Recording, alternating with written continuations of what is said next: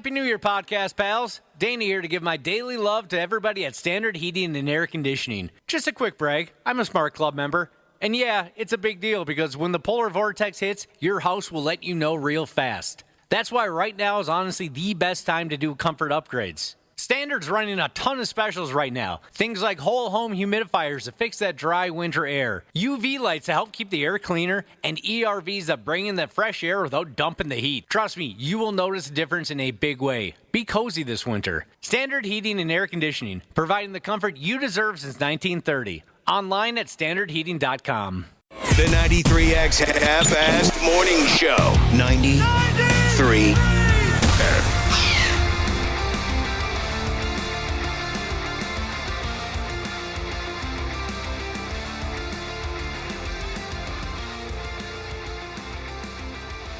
All right.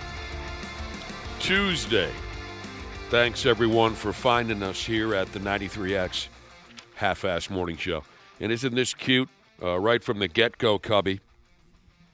A few people have texted in to wish us a happy 27th anniversary. Wow, much appreciated. That's cool. Is that the correct arithmetic? Yeah, 27 years. Can you believe that? No, I think our early bosses gave us a year tops, like a fill-in for some other morning show they wanted to bring in. Is that a true story? That's what I was told from one of our early bosses. That's awesome. They never Congrats. told me, Dick, about that. Do you guys feel like it's been 27 years? Oh, yeah. Yeah. It feels more like 37. It really does. I wonder if you had the same feeling. I remember, like, at 4 years, I mean, because we were pretty young when we started. Pretty young. I remember at 4 years thinking a whole class has gone through high school. And that's why I thought, my goodness, we're getting old. I mean, that's like my whole life. Yeah. And every 4 years you think, oh, geez. Oh, no, she means, No. do you mean your entire life? Yeah, you guys have been she's doing around- this my whole entire I'm life. sorry. Yeah, that's You are 27 or 28 now. Yeah, I'm 28. 28. Well, Yeah, very good. 27. I'm seeing some of the text. Thank you for that. 27 long, miserable, but very, very lucrative years that we've been parading our nonsense over the airwaves. We appreciate your text messages. Here's to 27 more, some idiot just texted in. Are you crazy? Oh, Whoa. don't you say that. I'd be so disappointed in you guys if you I were think- doing this in 27 more Oh. years. We'd have to sit down and talk. I can't even. We're in the hospice? Let it go. It's over.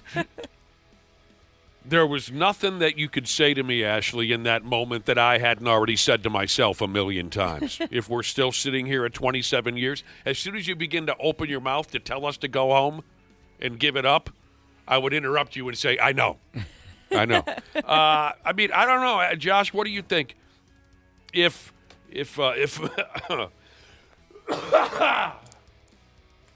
management can allow us to dwindle down to just kind of peter out over the next 5 or 6 years, we might have a chance to make it out alive. Yeah, I think you're onto something. We've always said, it's still morning at 11:59 a.m. We could still be the half-assed morning show if we started there. That would be a much better lifestyle, I think. For anybody that's up right now, if you're listening live, I think you know exactly what we're talking about. You're probably in the same boat. You never get used to waking up this early. No, it's just the only thing that's different is it seems less weird to me. Where at first I thought, this is odd. Nobody should be doing this. Well, before I started doing morning radio, I used to go to bed at about the time that we now wake up. I'm sure you guys were the same. Oh, yeah, Nick was Yeah. that way his first 15 years in morning That's radio. a good point. I was never meant for mornings. I was always a night owl. But, unfortunately, if there was ever a time in the history of radio where, if there ever was a time where nothing is guaranteed, it's right now. But if management can see it through, see it in their hearts, and just let us peter out, I want to go out on our own terms. You never know. But just give us, if anyone's listening from Atlanta or wherever our headquarters are, just give us 5-6 years to kind of just slowly, sadly die out. Yeah, start really phoning it in. Just let us walk away tired and unrewarded. Once if we hit 30, I mean, they have like a last-minute all-staff meeting today, so this could be our last day on the show. I saw that. But once we hit 30 years, yeah, let's just phone it in at that point. And then give us about 3 more just to financially get us ready for death. Then I'd call it even. I'd call it even at that point. If we can just stumble sadly out of the building after another 6 years in that neighborhood, would we feel fulfilled at all? No. But I just kind of want to go out on our terms. I know that's a lot of folks wish for that, and they don't get it. I'm not trying to be greedy here. But like in our final year, yeah, like Josh is saying, don't ask for much. Final couple of years, don't be busting our balls. Just let us just fade away. I think we've earned that. Now, I think so. Ashley and Dana, you're probably too young to understand this reference, but Basement Window Peeper Jesus said he's been listening to the show for 27 years. On the off chance the O brothers will come back, he's looking for their return. I listened to them once. I didn't wake up at that time. The O brothers on the old 93X, before it was The Edge, they were the morning show, and so I'd hear promos during the day. But yeah, it's funny. I hated talk radio.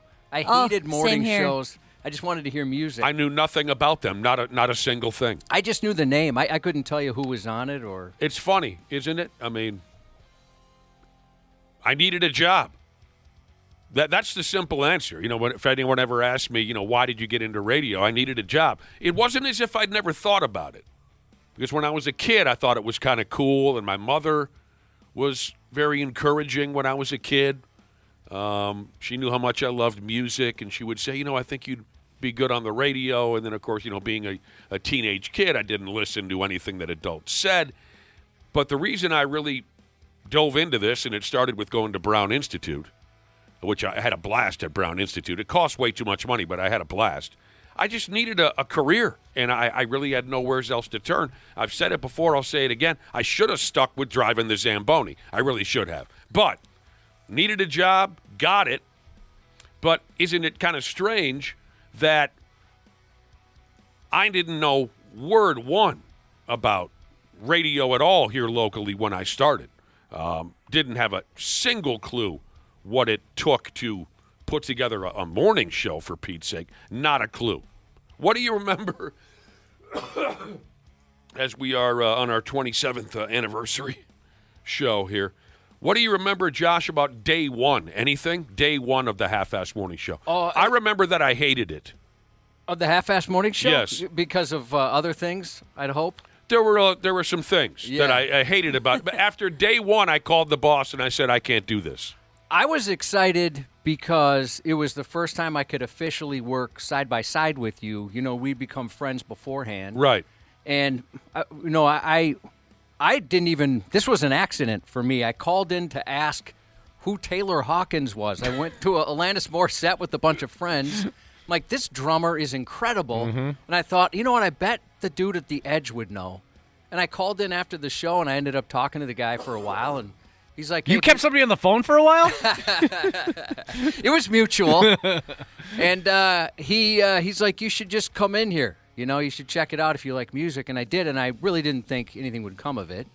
And then finally, I just ended up staying. And we had a boss I never wanted to be on the air. I don't even want to be on the air now. I like the behind-the-scenes stuff. But I had a boss who's like, dude, you hate being on the air. I do. It's nerves. It's nerves, and I still feel like I'm gonna puke every day. It's a weird thing. I've been here 27 years, so it's completely nerves. It's on me. But the boss was like, hey, you have to put in a weekend shift on air or something, or we don't need you. So I ended up doing that. I remember when I first started, I could only look straight ahead. And I felt like... While talking into the microphone? Yeah, I couldn't look to the left where our CD player was. I mean, I just couldn't do it. I felt so unnatural. It's overwhelming for you. I feel like a fraud after 27 years. So it's eased a little bit, but to answer your question again, to go back to that, I was very excited to have an opportunity to work with you. And, we've ended up staying here. But we did have a pact. We were both in our 20s.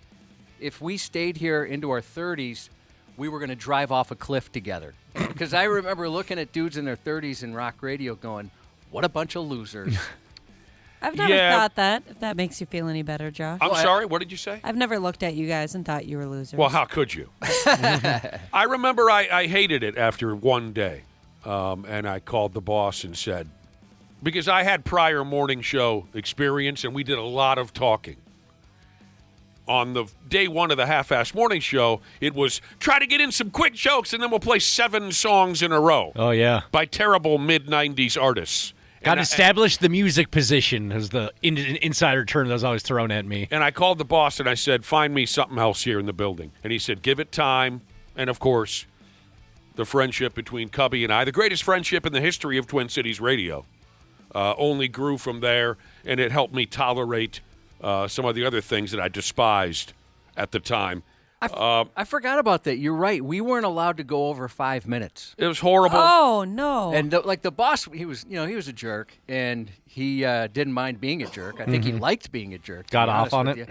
Yeah, and so it was 5 minutes at the time, and eventually He was a puss, is what he was. Oh yeah, that too. That's 100% true. But we had to be real rapid fire. Yeah, and it was real cheesy. Cheesy crap, cheesy bits, stupid. And I apologize to people that have been listening for a while, but just because I know you've heard this over and over, but there was a time I got in trouble because I was doing the weather. It was, at the time I had to do the weather, and they're like, it was 94. Or it's going to be 90. That was what the weather said, and he got pissed at me thinking, why would you mention 94? Now people are going to turn their channels to KS95. Yeah, because that's a normal thing. Please don't even open up that can of worms. Yeah. It was weird. It was very odd. What are your fondest memories? I know I'm putting you on the spot here, but it's 27 years. I know we're getting kind of old now. It's tough to remember everything, but do you have any fondest memories of moments, guests? And some of it could be good and bad. So maybe fondest isn't the word. Standout memories, good and bad. Well, boat cruises, certainly. I've always really enjoyed the boat cruises. I'm glad that they've calmed down a little bit. When we were in our early 20s, it was perfect how wild those are. So certainly the boat cruises are great. David Coverdale of Whitesnake, when he came in studio, both of us melted in front of the guy. Bruce Dickinson was incredible. Minute Bull, that was a lot of fun. Bill Russell. His laugh, I'll never forget. I almost get emotional when I think that we had a chance to sit and talk. Because of this morning show, we had a chance to sit and talk with not only one of the greatest athletes that ever lived, but maybe one of the greatest people that ever lived, Bill Russell. Having a lot of even though I'm not as into professional wrestling as you are, or maybe were, having a lot of those wrestlers in was a lot of fun. I remember when you spent all day here with Bill Cosby. Well, Josh? I was passed out 90% of the time. Yeah, he made me a Cosbypolitan. Oh, no. Don't take anything from that. And I fell asleep. So again, let us, management, if you're listening, we've given you 27 years. Just let it die out. Humble Jesus said one of his favorites is when we had Gilbert Godfrey on. Yeah, he was awesome. I'm a pit bull. I'm a bad pit bull. That's my Gilbert Gottfried imitation. All right, so there you go. We don't need to be jagging off all morning over this, but no. But thank you to those of you who have been recognizing it. That is very kind of you. Yeah, I called the boss right away and said, "No thanks, bruh." Now, a few people are mad at us for making them feel old. Hey, trust me, we're in the same boat. 27 years. That is hard to believe. Yeah, that's a long time. I should have got a few Deweys on the way in. Yeah, you probably escaped a few, didn't you? Yeah. I used to drink a lot. Yeah, man, I'll tell you what, that's true. There were days where I should have got pinched a few times on the way in. You always think you'll be okay. Yeah. You wait. You do. You're like, you know what? I know I wake up at 3:30 in the morning, but What? I slept 2 35 hours, minutes. yeah. Right. I slept 35 minutes after drinking for 17. I'm good. Yeah, you always thought that when you were younger that it was just an automatic reset. If you take like a 20-minute nap, you'll wake up completely sober. I definitely thought that. I mentioned that before. I drove into work one time drunk and didn't realize it until I was halfway here. Yeah, and you're like, oh, God, I shouldn't be doing this. I always thought the same thing. You go to bed, you wake up, and it's like Boom. you're an Etch-a-Sketch. You just shake that thing, and you start over. I used to just tell myself, like, no, it's just because I'm tired. There's no way I'm still drunk. You know, we were talking about some of the standout memories from 27 years of the Half-Assed Morning Show. Our listening audience, who, again, has been so wonderful over that stretch of time. Most of you. Some of you are dicks, but most of you has been wonderful over the 27 years. You've got a better memory than we do. People bringing up things like Izades, hanging out with Tesla at Izades. Oh, yeah. Those snowmobile trips with Tesla, and those guys were so cool and didn't have to be. They were so awesome. Queefer fart. Somebody brought up, and I'm not going to mention her name because she doesn't want to be associated with this anymore, but when we had a coworker admitted she squirted, that was memorable. Oh, Back or front. Lord. Still get questions about those. Oh, yeah. They Gosh, ask, why I do did even. we stop playing back or front and queef or fart? And I always say the same thing. That stuff's got a shelf life. It wasn't funny anymore for us. It wasn't. I had a hard time. The first few times we played those games, I was hurting. I was laughing so hard. But you do it once every 2 weeks for 5 years, for God's sake. Come on. Yeah. People ask me about those all the time, and I'm like, I have no idea. Do you think, that was the first thing I asked when I started working there is, all right, why don't you do these bits anymore? It stopped being funny for me. Well, for me, it was more people kept texting and saying, hey, we're not allowed to listen at work anymore. And it just felt like pretty bad. Like, well, great. You know, they might want to listen to 93X, and they can't because of this game. Oh, I'm glad you guys got that out of your system before I started working here, because I imagine I would have been tasked with pulling all the audio for it each day, and I think that would kind of wear me down a little bit. Well, I don't know. I think people who did it in the past enjoyed it. Did they? Okay. Yeah. Our interview with Jake the Snake Roberts. Oh, I heard that was a classic. Here's my imitation of our interview with Jake the Snake. Welcome to the show. Good morning, Jake.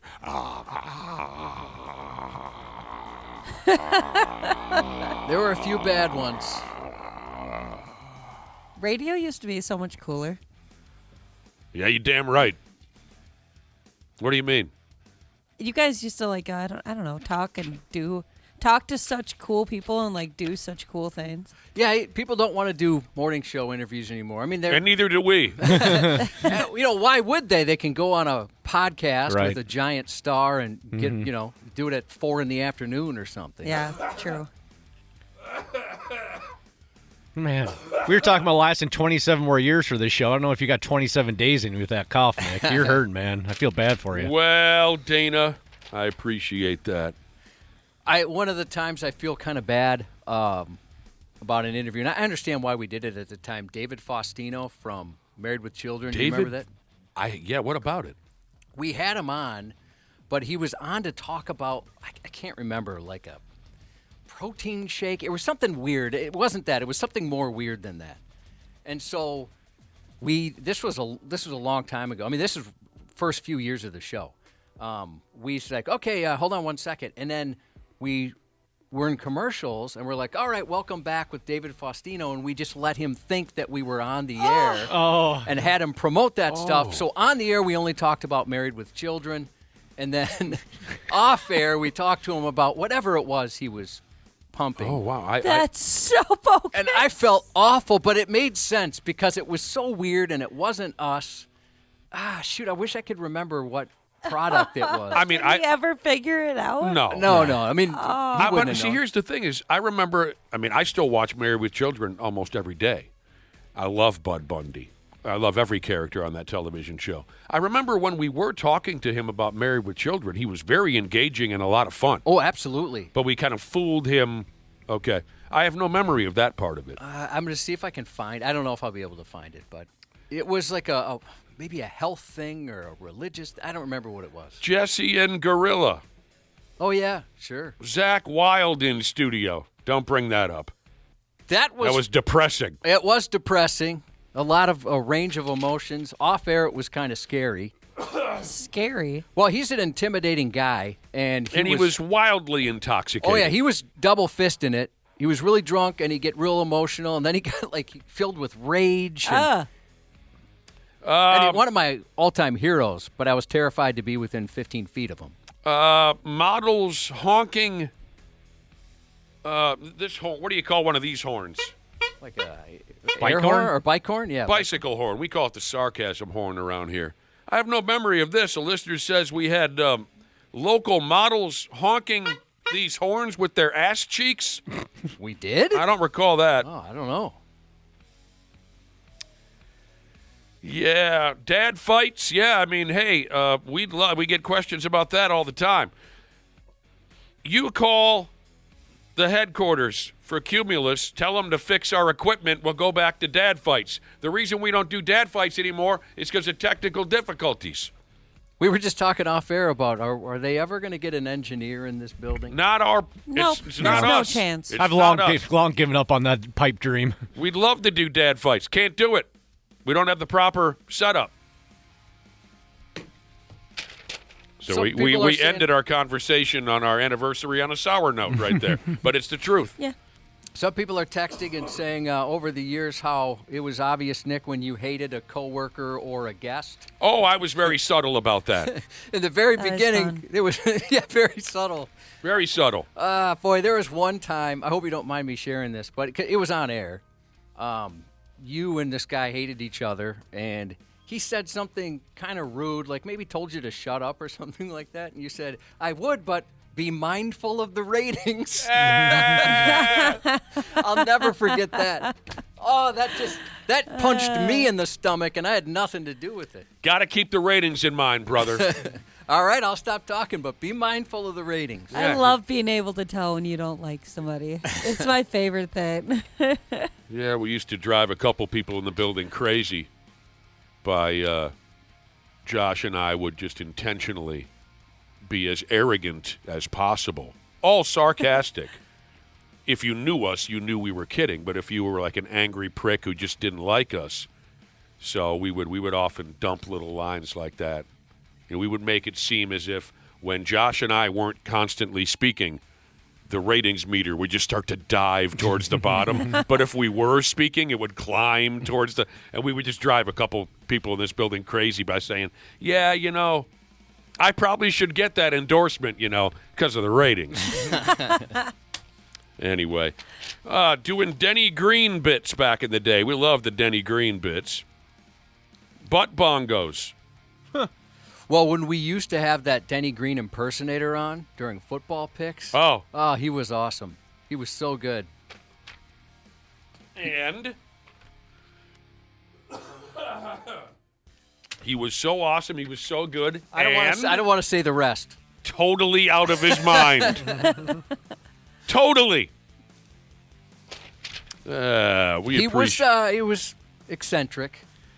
I We- went and saw him at work. He worked for the Vikings at the time, and he had a really complicated job. It was kind of cool. He was like a statistician, or I don't know. He did something like that. I don't know what Yeah. the official title was, but I mean, well, if you watch sports, you know, like the AWS stat says this, or 40% of the time it does this. So he was saying this 20-some years ago. You know, if you return a kick for a touchdown, you have this percentage of winning and stuff. They had everything spelled Wow. out. It was fascinating. It was really fascinating. But yeah, Nick's right. He was a little different. Here's a text from Very Little. funny. He was oh my God, I would laugh so hard. A text from Little Peter Jesus. Why did you guys dump the ex-girls? We didn't dump them. They dumped us. They didn't come back. Different time. Yeah, some things were different. We keep calling them, see if they want to do a reunion. They say, no, that was stupid. They blocked us. You up? Yeah. Oh yeah, the old "you up" text. When my wife and I were dating, I would send some of those. Oh, yeah. What is that? It's basically just like a code word for, hey, do you want to come over and... Oh. Booty call. Yeah. Oh. You up. Ashley, you were probably more direct about it. Like, hey, want to fold? Yeah. Yeah. I'm not wasting time. You don't need any code words No. or any setups. Very blunt. Oh, Now wow. we're getting texts saying, "Why are you guys reminiscing? Are you quitting?" No, we were mentioning today's the 27th anniversary of the show. 5 or 6 years from now, though, we'll be quitting. Again, if everything plays out all right, and this is very, very uncertain times, I'm just talking perfect case scenario. Well, technically 3 years from now we'll be quitting, but we might last another 3 or 4 after that. Right, right. Quiet quitting, is that what the term Think is? so, Yeah. yeah. Or cracking, or there's a new term. Oh, like and that. you know what? In those last 2 years, again, if everything plays out perfectly, and 6 years from now, whatever, we're on our way out, I hope that in the last year and a half, speaking of the ratings, I hope we are so far down the list that you can't even smell us.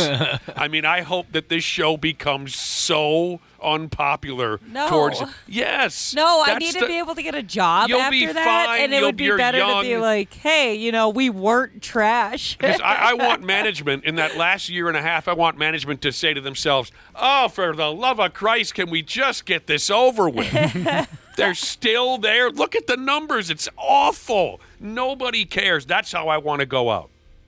Yeah, Ashley, you know what? If that's the case and you stick around, less pressure when you're number 15 or something. You can just turn on the mics and not even say it. Just talk about my dogs all morning. Hey, guys. I want to end where we started, Josh. We're at the very end, even though I'll be 60-something. We'll be doing like a 7 a.m. live on-air promotion from Cub Foods or something on a Saturday morning. You know what I mean? That sounds awesome. Well, a pork loin is a 10% off today at Cub Foods. Come on down and see Nick and Josh. Dana's out in the parking lot grilling wieners. Ashley is in the back making pizzas. I want it to be just pathetic, just an awful, sad ending, like Kiss. I want it to be like Kiss. Like you said, if we're in our 60s, we'll go back to 90s radio where they want us up on the billboards. Yeah. We're totally extreme as 60-some-year-old oh, men. no. You guys are going to die. Yeah, as soon as I get my prostate checked, I'm going to run up there and get on that billboard. I want it to be on our terms, but a really sad, quiet ending. That's what I fantasize about. All right, you stupid bastards. We ought to get going. What is your plan out of? Sorry, I guess maybe I shouldn't have brought this up as we're Well, trying we've discussed this before, my post-radio plans. What? No, I meant Dana and Ashley. Those other people. Yeah, what are you going to do? Oh, man, I guess I should have thought about that. Well, I don't know. Maybe try to do something in my degree field. Try to do something with science of some sort. Well, how the hell are you going to get into a science career when you're 35 years old and you've been doing radio for 15? I don't know. I've thought about that a couple times. Okay, you've got no chance. Or maybe Dana, some what type about of you? communications job. Yeah, I have a college degree. I'll figure it out. Hey, how did that sound, what I said about grilling wieners in a parking lot? Hell yeah, that sounds wonderful. That sounds fun. The cool thing is if all else fails, I can always bartend. That's a skill that never dies off. Sure. And yeah. it makes good money. There's always a So, need for it. Yep. There sure is. Hey, you guys want to go over to Donnie's Grill? Donnie's Bar and Grill. Who's waitressing today? Oh, that old gal that used to do radio. Who's bartending? Ashley, the old gal. She's kind of slow. Yeah, I know. Who's cooking the food? Dana's making hot dogs. Yeah. Thanks, Dana. He's on the back, Dana, shirtless. We can Dana's open using up a- hot dogs on his OnlyFans page. It's going to combine the two. Holy dongs. 27 miserable friggin' years. Stupid. It has been. Overall, I think to sum it all up, it's been stupid. Friggin' stupid. I think we got our guy C. Willi Myles coming in later. How long's he been doing it, I wonder? I He's don't got to be at least that long. What on our show? No, not our show, just in his career there as an entertainer. Let's ask the prick when he shows up. Oh, I'm going to go see his show this weekend. What one? Awesome. Yeah. At Crooners? Make sure we bring that up to him when he comes on in. My wife and I bought tickets to his show. Yeah, Saturday. Yes, Saturday night. Oh, is that at, like his Valentine's Day? Oh, Bible Christ, in that there? is Valentine's Day. Saturday night at Crooners. I don't think there's any tickets available anymore. We can ask C. Willi Myles. But I've never seen the man live, despite knowing him now for however many years. We're going to go see his show Saturday night. And Fun. I mean, it's sold out quicker than a hiccup, Jim Ross used to say. Oh, yeah, it does. I mean, that's how he started coming on the show as I saw him live, and he's one of the best live comedians. Right? He calls himself an entertainer, but one of the best I've ever seen. He's so good. Some people are texting in saying they miss Deep Thinking with Jesse Ventura. When we come back, Those were fun. I can't remember. You always answer this for me, and I forget every time. Do we have access to those old bits? No, see. Oh, well, then forget it. Let me double check. This place has always had issues with, our instruments here of the trade, and we had 2 computers die on us, which lost everything. Okay, There's forget it. no backups, nothing. I know you've told me that a dozen times, and here's a text. Does Janelle not come in anymore? No. We'll be right back with the She'll stupid be news back. on the Half-Assed Morning Show. Half-Assed Morning Show. 93X. Happy New Year, podcast pals. Dana here to give my daily love to everybody at Standard Heating and Air Conditioning. Just a quick brag, I'm a Smart Club member. And yeah, it's a big deal because when the polar vortex hits, your house will let you know real fast. That's why right now is honestly the best time to do comfort upgrades. Standard's running a ton of specials right now. Things like whole home humidifiers to fix that dry winter air, UV lights to help keep the air cleaner, and ERVs that bring in that fresh air without dumping the heat. Trust me, you will notice a difference in a big way. Be cozy this winter. Standard Heating and Air Conditioning, providing the comfort you deserve since 1930. Online at standardheating.com. Years of hard work, and now you've got pain in your back, your shoulders, your knees, maybe your joints. You need help. Randy Shaver here with the answer. Dave Bialke. He's got over 30 years experience in getting workers' compensation benefits for people just like you. Don't suffer. Call Bialke Law today. 763-571-2410 or go to bialkelaw.com. That's BIALKE law.com. And it spells relief for you. You didn't start a business just to keep the lights on. You're here to sell more today than yesterday. You're here to win. Lucky for you, Shopify built the best converting checkout on the planet. Like the just one tapping, ridiculously fast acting, sky-high sales stacking, champion of checkouts. That's the good stuff right there. So if your business is in it to win it, win with Shopify. Start your free trial today at shopify.com/win. Stupid news on the Half-Assed Morning Show.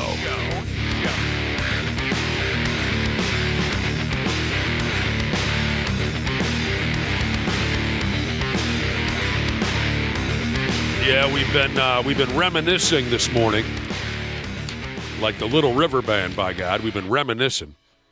Today is the 27th anniversary of this radio show, the 93X Half-Assed Morning Show. We've gotten too many wonderful texts from our listening audience congratulating us. It's been a lot of fun so far talking about 27 long stinking years here in the business.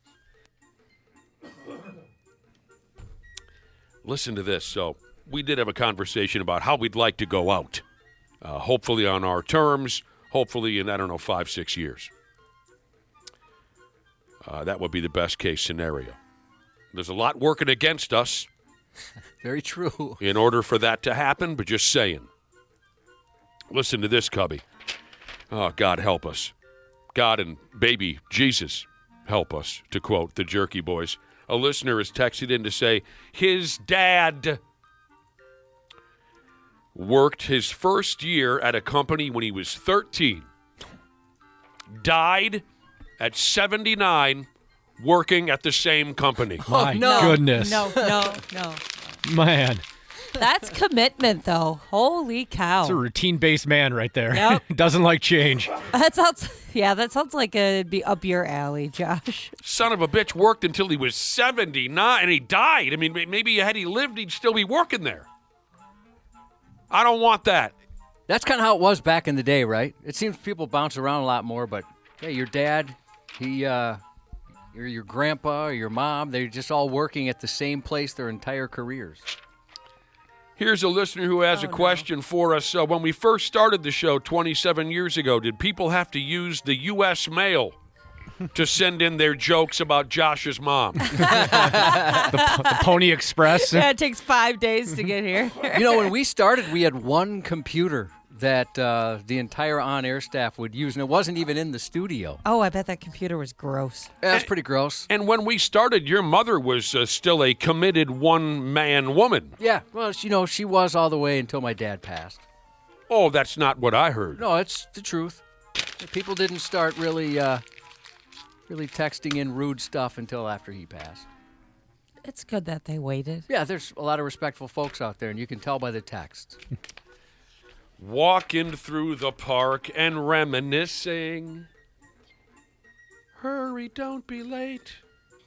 I can hardly wait, I've said blip, blip. You ever seen the Little River Band in concert, Josh? No. Magical. I know you've seen them at least once and really enjoyed it.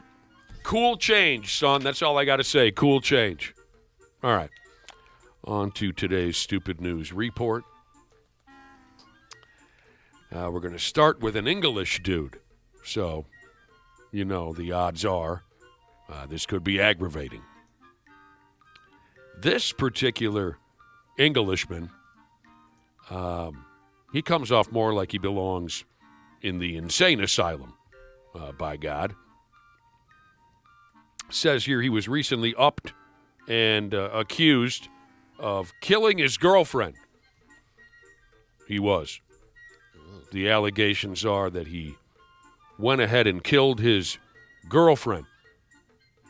And when the police arrested him for that alleged murder, he openly complained that his arrest is going to screw up his chances of getting his filthy English hands on the new Grand Theft Auto video game. I'm gonna miss GTA in that. Which GTA? What are you talking about, Robert? 6. You got ages for that. I'm gonna get life. So I, Robert Richards, said the following. I accidentally killed her. At least I admitted to it. I'm going to miss GTA. I'm going to get life. Let me just repeat back what you said. What? What? The killer guy there crying and complaining about how he's going to miss out on Grand Theft Auto 6. Play that again if you can, Josh. Does he not sound like an English Muppet? A little bit. I'm gonna miss GTA in that. Which GTA? What are you talking about, Robert? 6. You got ages for that. I'm gonna get life. Right there. So I, Robert Richards, said the following. I accidentally killed her. At least I admitted to it. I'm going to miss GTA. I'm going to get life. I'm going to get life. Sounds like Kermit and Piggy had a guest English Muppet on the show. And all right. Yeah, this falls under the Austin Powers. You just don't get it, do you, Scott? That's his Right. main concern, going away for murder. Doesn't care about the girlfriend. Now, this all reminds me. There was a popular true crime story on television that I heard about where a dude is setting in jail, accused of something awful, and when he's informed how long he has to stay in jail before he goes to court, he says, I believe to his mother, he says, oh no, does that mean I'm going to miss WrestleMania? Yeah, making a murderer. Hey, Mom. What? When do I get another attorney? You'll get a different one for Friday. April 10th is WrestleMania. Your dad's taping it. Yeah, but I don't get to see it. When you come home, you can. Yeah, when's that gonna be? Next year? Oh, we're gonna get you up before that. Because you're not guilty, hon. I know that. That I is don't know if you absolutely ridiculous. I know. I don't know if you could hear it, but she's like, don't worry about it. Dad's taping it. Did she say that? Yeah. Dad's taping it. I'm going to miss out on WrestleMania. What was the name of the show? Making a Murderer, I believe. Did you watch it? I did. Was that like during the pandemic too? I can't. That one was huge. Yeah, it was a really big show. Never saw it. Yeah. I think on Netflix. I never watched it. What was that guy that was upset about missing WrestleMania? Did he actually murder? Well, he was convicted of it. That's one of those I'm like, oh, that dude is so good. Well, maybe he's not guilty. The way they had the show. All right. It was kind of tough. They're definitely odd. And I heard that they don't really wrap that one up in a neat package. If I'm going to watch a true crime, I needed a definitive answer and ending to it. I don't like the ones where, well, yeah, you spent 4 hours watching this, and your guess is as good as ours. We don't know who killed the guy. I hate when that happens. I'm with you, Dana. I listen to a couple murder podcasts, and I don't like to read the description because then I think it gives a lot away. And so then I'll get to the end sometimes, and they're like, and they never caught the killer. And I'm like, what? So, this English feller, he's a 35-year-old by the name of Robert. He allegedly killed his girlfriend. And the audio that Josh played for you, that's from the the police body cam of when he was arrested. He's crying up and down, Robert. And he says, I'm going to miss GTA, isn't it? You know that bit, right? How the English love to throw in that "isn't it" into everything they say. Hey, it's Josh from the Half-Ass Morning Show, isn't it? I like that. Oh, yeah, me too. Can't stand it. Start saying that. And then the cop says, because the cop doesn't know what the hell he's talking about. The cop says, what are you talking about, isn't it? And the guy says he's going to miss out on Grand Theft Auto 6 because he's sure he's going to get life for this. I like that he asks, like, what Grand Theft Auto? What one? In his defense, people have been waiting 13 years for that game to come out. Robert goes on to say that he accidentally killed his girlfriend. The story here says that his girlfriend took a terrible beating, allegedly from Robert, and afterwards he didn't do jack squat to help her. He could have saved her. And he's right. This disaster went to court, and they dumped a life sentence on his ass just a couple of days ago, so he will miss out on Grand Theft Auto Part, whatever you said it is. 6. How about the name of the judge in Robert's case? How English is this guy? The judge's name? Ian Pringle, isn't it? Ian Pringle. So I looked it up, Making a Murderer, Season 1, 2015. And then there was a Part 2 that came out in 2018. I had no idea they had a second part. Yeah, quite a bit longer than I thought it was. Longer ago. So, Nick, you didn't watch it? Making a Murderer? No. Somebody else is saying you should check out Jinx on HBO. I did watch Jinx. Is that the one where the dude confessed on a live mic when he's taking a piss? That's the one. Yeah. Yep. Confessed to murdering someone while taking a piss? Yeah. What? He didn't realize that he was mic'd up for the documentary that was being made, and he just confessed to it to himself while he was taking a leak. Well, No that's not going to way. stand up in court. He was just talking to his penis. Yeah, I talked to my penis. So come on, He just has pee. Hurry Hurry up. He has a, what's the word in the business, Josh? If you and I are going back and forth, he has a repertoire. Yes, with his Johnson. Can't hold up in court. There should be some sort of, like there's client privilege with a lawyer. You can say, yeah, I killed somebody, and the lawyer can't say anything. Your penis should have the exact same thing. Agreed. Speaking of court, how many years ago was that when they put my sad ass on jury duty? Was that 2 years ago now? Sounds Something right. like that. Oh, my damn, did I hate being on jury. I forgot about that. I hated that. I never had to do a damn thing. I was never selected to do dick. But just the whole routine of going down to the city, sitting there at the courthouse for a week with my rod in my hand, I hated it. My wife had it recently, and she almost got selected to the jury, and it was for a doozy. She would have been there a while. I got selected once, I should say I got the summons once, or whatever they call it, in the mail, but I had just moved to a different county, so I got out of it. Oh, smart. You moved just because you get the summons. No, I got it a little bit afterwards. And save the joke. What's the same line everyone dumps on you when they hear that you got jury duty? They say, well, just walk in and say something really inappropriate, and they'll send you right home. Yeah, you go ahead and do that. Yeah, I don't want to do that. You do that for when you get called up, you jabroni. Says here, and yeah, this would shock anybody. Says here, a dad was shocked when his 4-year-old daughter got the call for jury duty. Kids jury. In Connecticut, of all the miserable places this could happen, this happened in Connecticut. Dr. Omar Ibrahimi is the name the old man goes by. When he saw the letter in his mailbox with the state of Connecticut flag on it or whatever. He thought for sure he was getting ramrodded into that stupid jury duty, but it wasn't for him. Omar said, I actually breathed a sigh of relief when I saw it wasn't my name on the envelope. Oh, it's just my kid. And then he said, it took me a second, and I was all like, wait a minute, why is my effing 4-year-old daughter's name on this thing? His daughter's name is Zara or something silly like that. She's 4. Her occupation, drooling preschool student. Get your shoes on, kiddo. See, that's what's funny about it. Is this Omar guy's cold-blooded. Hilarious sumbitch that he is. He was ready to send her ass. He told the kid, he said, well, you got to be downtown by 8 a.m. tomorrow. You're next up for jury duty. It's your civic duty. And the little kid says, what's that?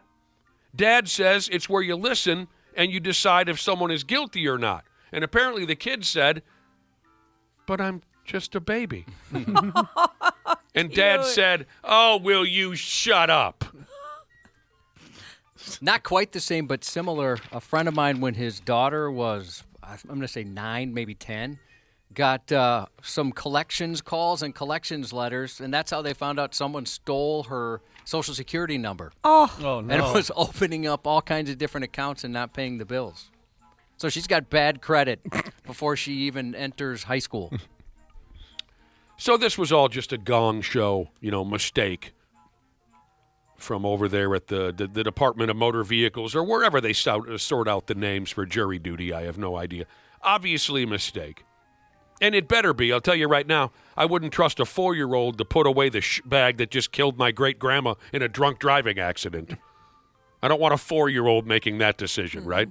I'd like a grown person. Dad got the deal straightened out. The kid's off the hook. Oh, I hated that jury duty. The only positive thing that happened, I think I was stuck there a week, maybe a week and a half, going in every morning.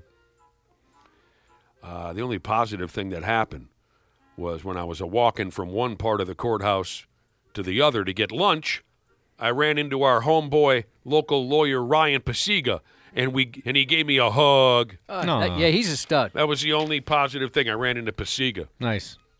He's kind of a rock star. They all know him at the courts.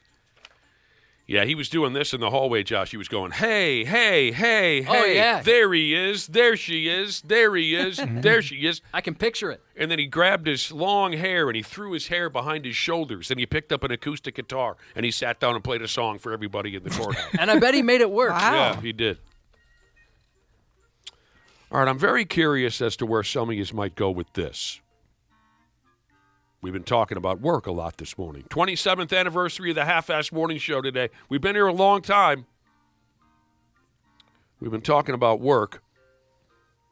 Now, some of us come from a era, I guess is the word, where getting yelled at by the boss is just part of working for a living.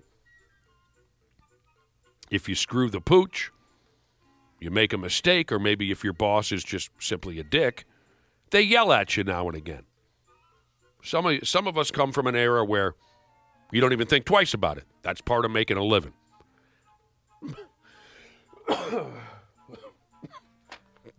And after these messages. Well, I've seen it happen many, many times around here. And sometimes crazy anger over the dumbest things. I've seen people throw things at each other. Oh, yeah. Others are greatly offended by even the thought of a boss yelling at them. Now, obviously, lots has changed over the years as far as work protocol goes and all that. I'm not sure where this story originates from. It doesn't matter. I don't even know what these folks do for a living. I just know this. A supervisor, a boss at this particular company, he or she is a yeller. He or she isn't shy over there about getting on folks' asses about getting the job done. Hey, Skippy, he says, get the lead out of your ass. Oh, man, we saw a Hey Skippy once. Oh, really? That was so good. The Well, guy the deserved it. While we're talking about work, and this particular gig here, that was one of my favorite memories.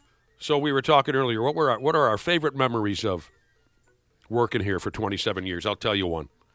So, douche boss. We had a douche boss. Well, we've had many, but this particular douche boss thought very, very highly of himself, like a lot of radio people, to the point of delusion. So, douche boss is hanging around the building. Josh and I are in the office of the guy who was one notch above douche boss, right?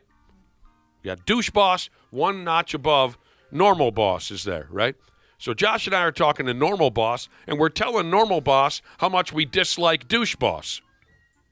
That's what we do when no one's around. We talk trash about each other. So normal boss hears this, hears us bitching about douche boss.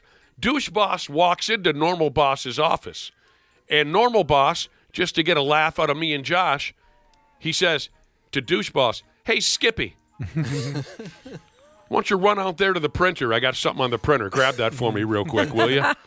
And you should have seen the look on douche boss's face. He was so offended that anybody would ask him to fetch an email or whatever it was on the printer.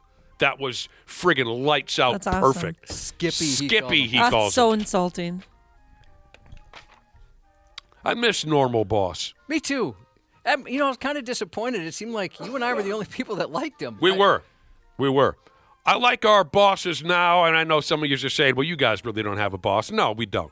But I like the people we work with now. Me too. Best bosses. I can't even imagine better bosses. But there was a time when we'd go hang out with douche boss and act like we liked him, and then we'd race over to normal boss's office and talk about douche boss.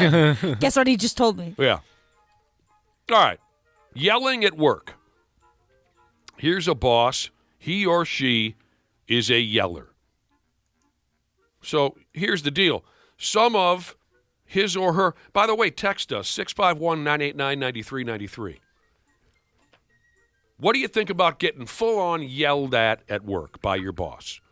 Are you from that era where, hey, that's just part of making a living, working for a living? Or do you think, hey, that's out of line to yell at me? Depends what I did. 651-989-9393, Luther Bloomington Kia text line. It depends on what you did? Yeah, if I did something where, like, I know I messed up and it was not a good situation, then I would understand being yelled at. But if it was just, like, over something really small, that's not cool. Our old bosses used to yell so much, I got yelled at 3 times for something I didn't even do, and 2 of them were his own fault. Oh, sure. He loved that. But at the time, I had bleach blonde hair, and when I had hair, and it was pretty funny. He came in, he scheduled the wrong song. Well, I shouldn't say the wrong song, the wrong cut on a CD. So sometimes, like, track 1 would be the normal length intro, track 2 would be a very short intro, and so he scheduled the short intro, which is the one I played. And I was running the board for someone who's working at the state fair, and she thought it was the wait, hold on, I have it wrong. Uh-oh. Anyways, whatever intro was wrong. You played the wrong something or another. Yeah, so I played the one he scheduled, and she didn't know that's the one because it wasn't the normal one, and she talked over it, right? Mm-hmm. And so he came in, and he starts yelling at me. And then he did ask me if the hair dye went to my brain, which, it probably wasn't appropriate to laugh when you're getting yelled at, but I couldn't stop laughing because I thought that was such a good line. Hey, Pee-wee. Yeah? I'm all out of water over here. All right, so we got a yelling boss here. And this is the deal. Some of his or her coworkers, no, that doesn't make any sense. They're not coworkers. Well, they are, but they work for the boss, so I'll start that again. Some of the yelling boss's workers complained about the yelling. So the boss, to bust the balls of the complainers, he or she created a hurt feelings report. Oh, Lord. Now, even if I didn't like being yelled at by the boss, I would find that pretty funny. If you can't take a loud voice now and again, if you can't take someone on your ass to do the job that you're getting paid for, you can go ahead and put your name on the hurt feelings report and talk about your shattered feelings. Problem was, nobody over there at the warehouse or whatever these folks do for a living, nobody found the hurt feelings report to be funny. And the boss is now in deep yogurt over this. Everybody hates him. Him or her. He or she are being attacked online, of course, by complete strangers. The employees say, instead of feeling heard, I need to be heard. Instead of feeling heard, they were mocked. They say this should not be tolerated, no matter where you fall on the company ladder. I mean, it probably shouldn't happen, but wouldn't you see the humor in that? Oh, without a doubt. Even if I was like on the top 3. I would put my name on the hurt feelings report because I do find that to be funny. I mean, sure, wrong, but that is funny. But I'm a little older. I think younger people aren't quite wired for some of the yelling and some of the way we used to do things around here. So to me, that would kind of take some of the sting away if the guy went through the trouble of making a hurt feelings report. Yeah, that's pretty funny. This is I'd be okay with that. This boss must have been pretty intimidating.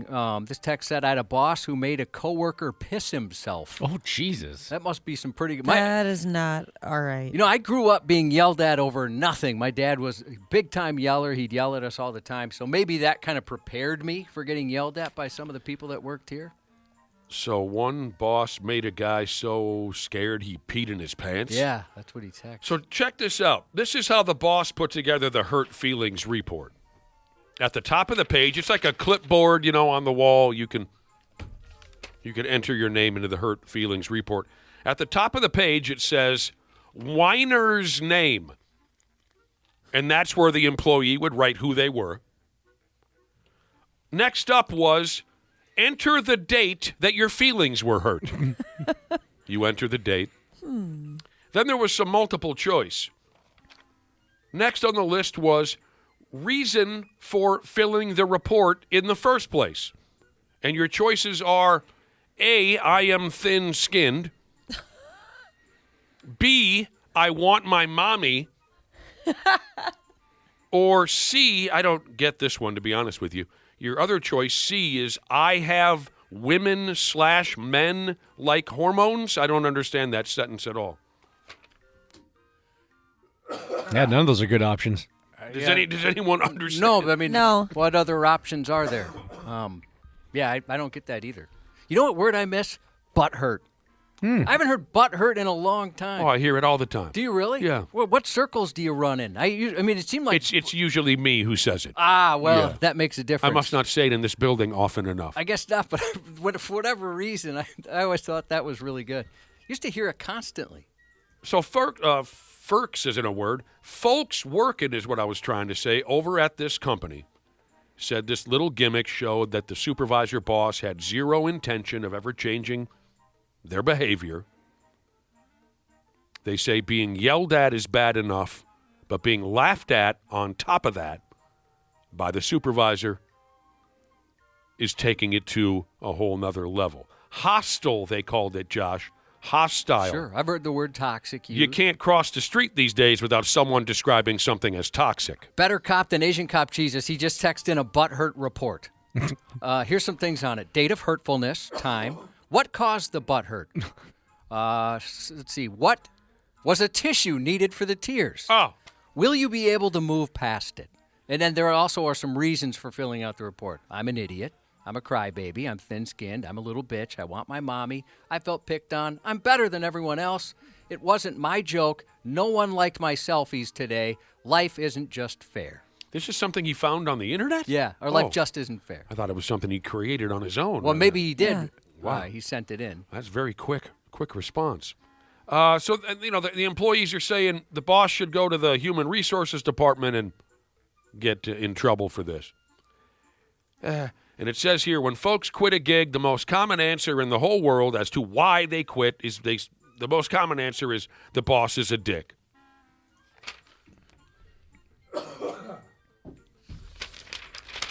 Yeah, I got to tell my yelling boss story again from 25 years ago.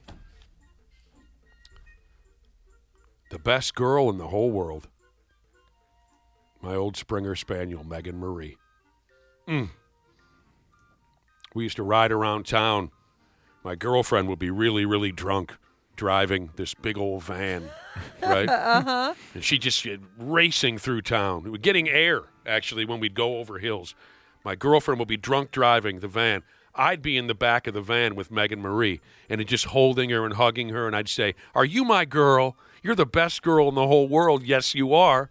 These are some of the fond memories I have about Megan Marie. It's wonderful. She died one day, and the following day, there was a colossal fight in the radio station here between our old boss and my direct coworker, my on-air partner. I come out the studio, and they're in the boss's office, and they're screaming at each other. And so I want to be part of this somehow. I'm not going anywhere. I want to hear every word of this because I didn't really like either one of them.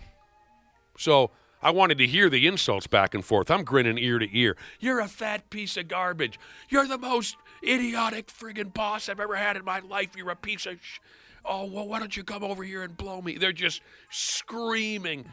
And I'm walking back and forth in front of the office so I can hear it and hear it and hear it. And at one point, mid-scream, the old boss sees me walk by. He had heard about Megan Marie checking out. As I walk by the office, the old boss says, "Hey, Nikki." And I turned and looked, and he said, "Sorry about your bubby." And then they went right back to screaming at each other. He took a timeout to show me sympathy, and then they went right back to verbally assaulting each other. That's awesome. And no one said a word. You could hear it down the hall, the word, the MF, F, CS, everything you could go. Oh. That's the guy he's the one that had the hair dye line for me. That's the thing. He was weird. He was oftentimes very difficult to work with, but he was a very funny guy. He was funny. When he wasn't being a total douchebag, he could be funny. So if you know what an 8-track is, maybe if you can picture an 8-track, if you're old enough to get that, we had something called carts, which were essentially an 8-track. That's what it looked like. And that contained commercials and the drops and stuff that say the radio station in between. And I saw him whip one of those. Now, he wasn't a very good athlete. He threw it at one of our coworkers as hard as he could. It shattered against the wall, but he tried to hit him in the head. And afterwards, he even said, I tried to hit you in the head, and I completely biffed that one. Ouch. He was that would that type hurt of guy. so bad to get smacked with one of those. And if anybody was curious whatever happened to that girlfriend that I had, we had a big fight at the bar one night. I put the keys in front of her, the keys to the van, and I said, "You keep the van, I'll take the dog." That was Really? Yeah. Sports on the 93X Half-Assed Morning Show. And there's the ribbon, and here's the little piece that is supposed to go in the ribbon to hold it in the metal. And yeah, it came apart. Don't jump in them. I was jumping in excitement and it broke. Winter Olympic athletes are being warned not to party too hard or have sex too vigorously after they win a medal because the medals are garbage and they break easy.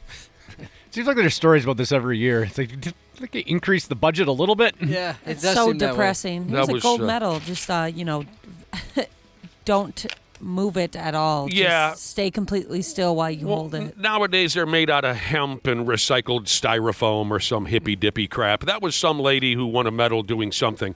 Are those still, worth a decent amount of money? I have no idea. Depends on whose it is. Oh, okay. She won a medal. She jumped up and down the what do they call this that goes around your neck? The ribbon broke. The Yeah. medal hit. It cracked into I'd it. be so irritated. Yeah. The Olympics are over. The United States won. Yeah. I Last was night, watching curling last night. we put together this and that. It's over. Oh, I was We watching. win again, Ashley.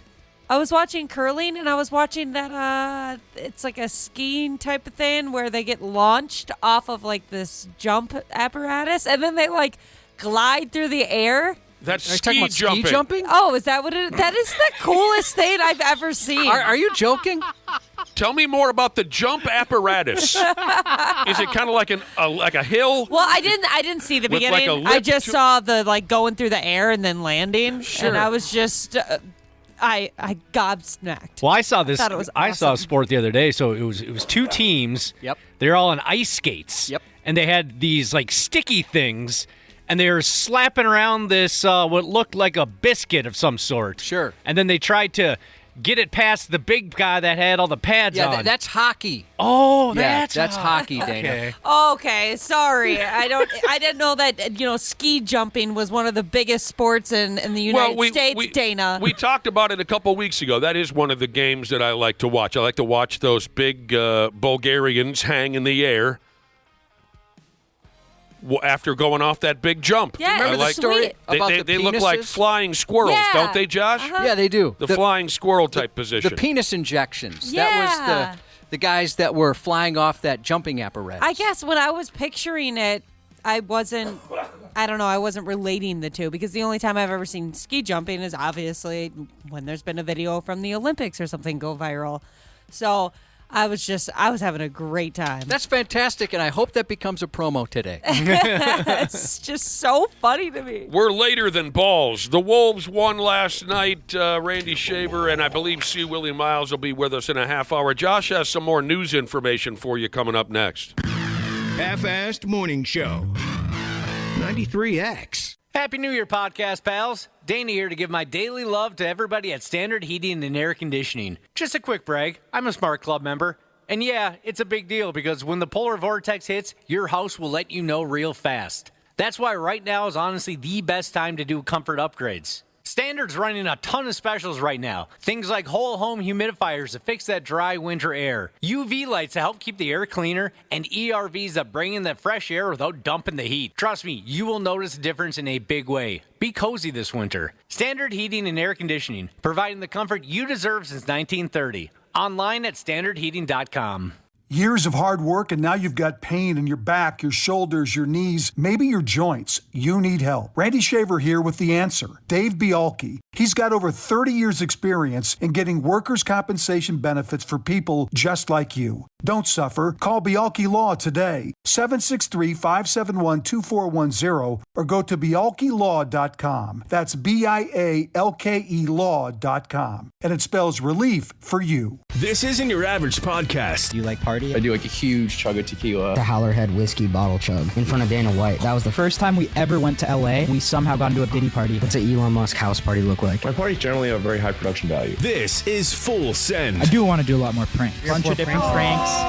Join the party. Jack Doherty in the house. Feeling good, man. What are we going to talk about with Will Smith? Yeah, I know what you're going to say. Shout out to Theo Vaughn. It's been entertaining, dude. The Full Send Podcast. Grab the boys, grab the beers. Let's do it. Follow and listen on your favorite platform. Half-assed morning show. 93X. I remember thinking, like, I'm going to die. Like, right now, I'm like, that's it for me. And I asked the paramedic, like, if he could pinky promise that if I make it out of this, he would come visit me in the hospital. A California woman has gained national attention after being penetrated by a long, girthy pole. The nursing student survived against overwhelming odds when a pole flew through her car and impaled her in the stomach during a terrifying freeway crash. F me. One of my biggest fears. I don't like this. The final destination. Like came through the windshield? It got her.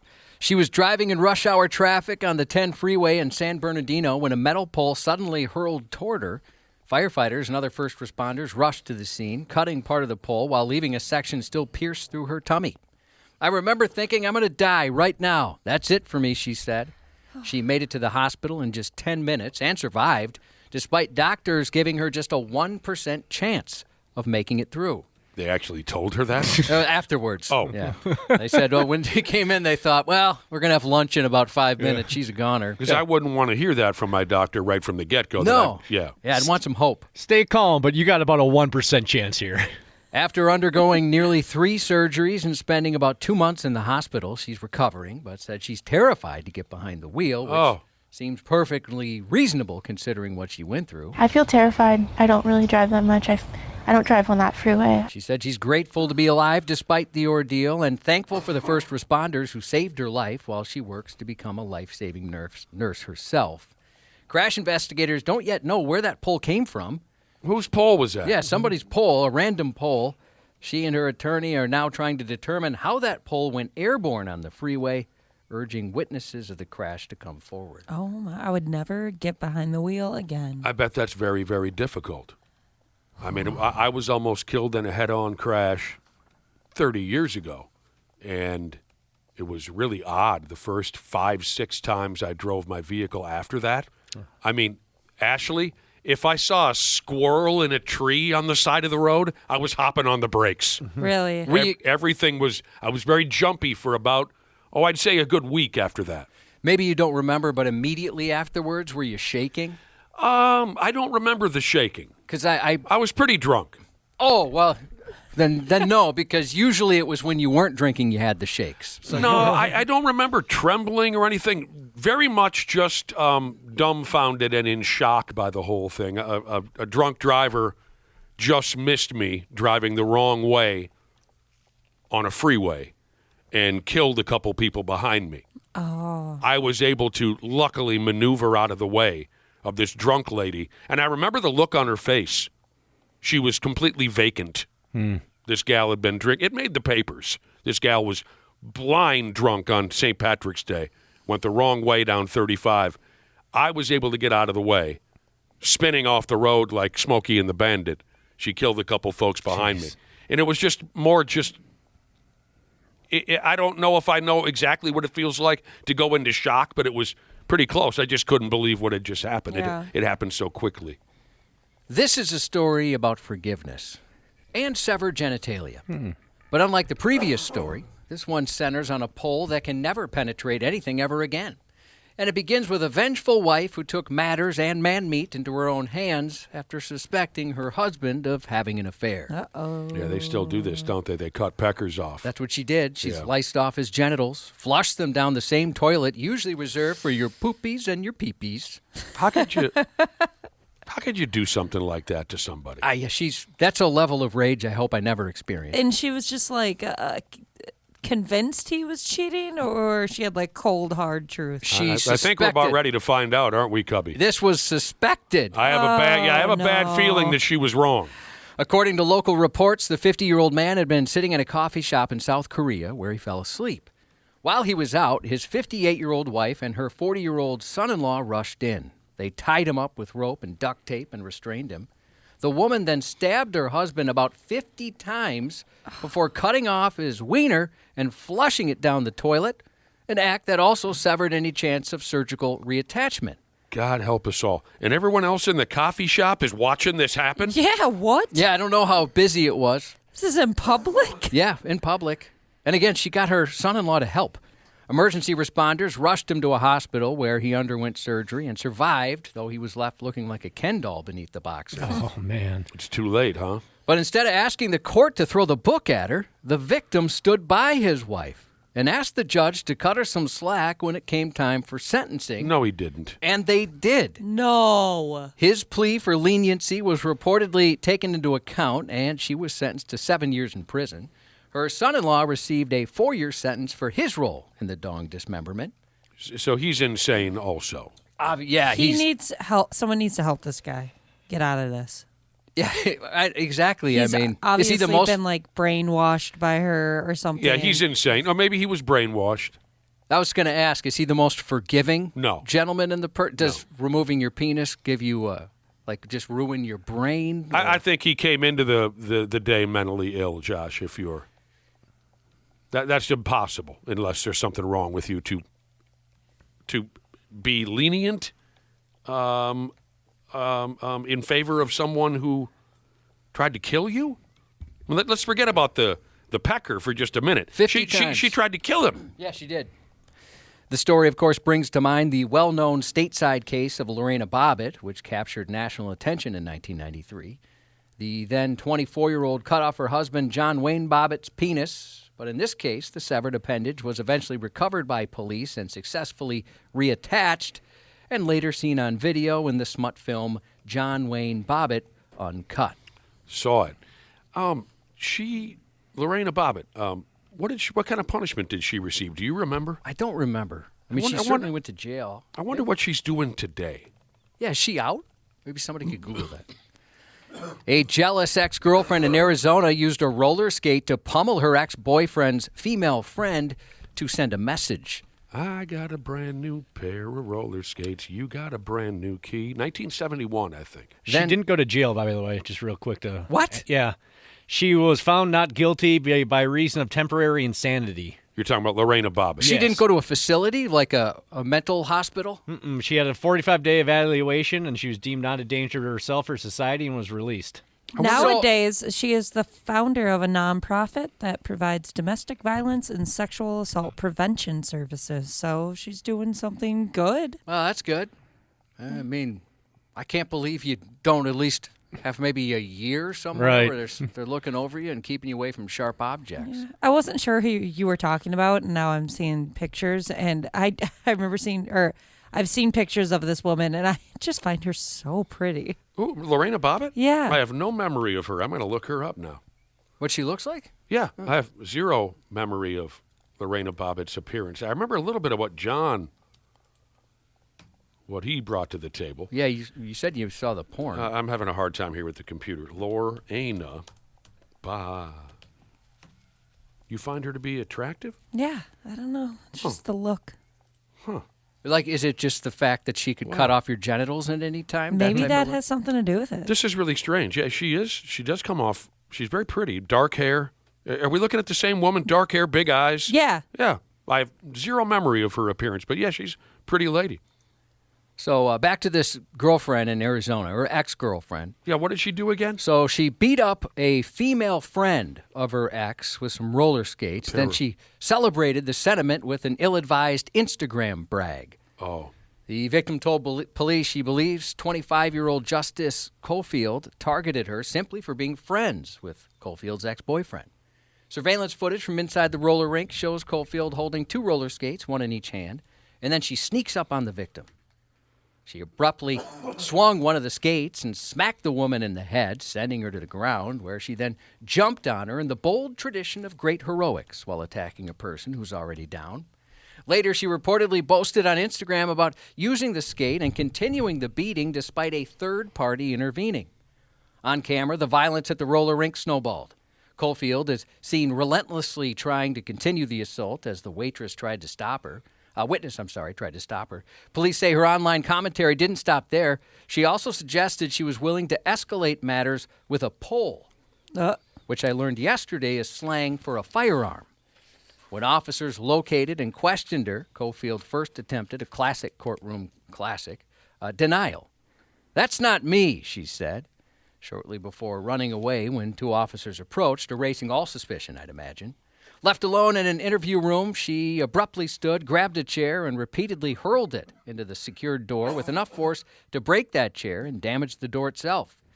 She kept throwing pieces as officers tried to re-enter and regain control. When they finally got inside, she continued her furniture fusillade by kicking a table forward and flipping it into the door. Cops say they tried to place her in handcuffs, but that proved difficult as well. This one's wild. She is. The victim suffered 2 black eyes, a concussion, and chipped and broken teeth. I've never been hit with a pair of roller skates. Oh, I bet that hurts like heck.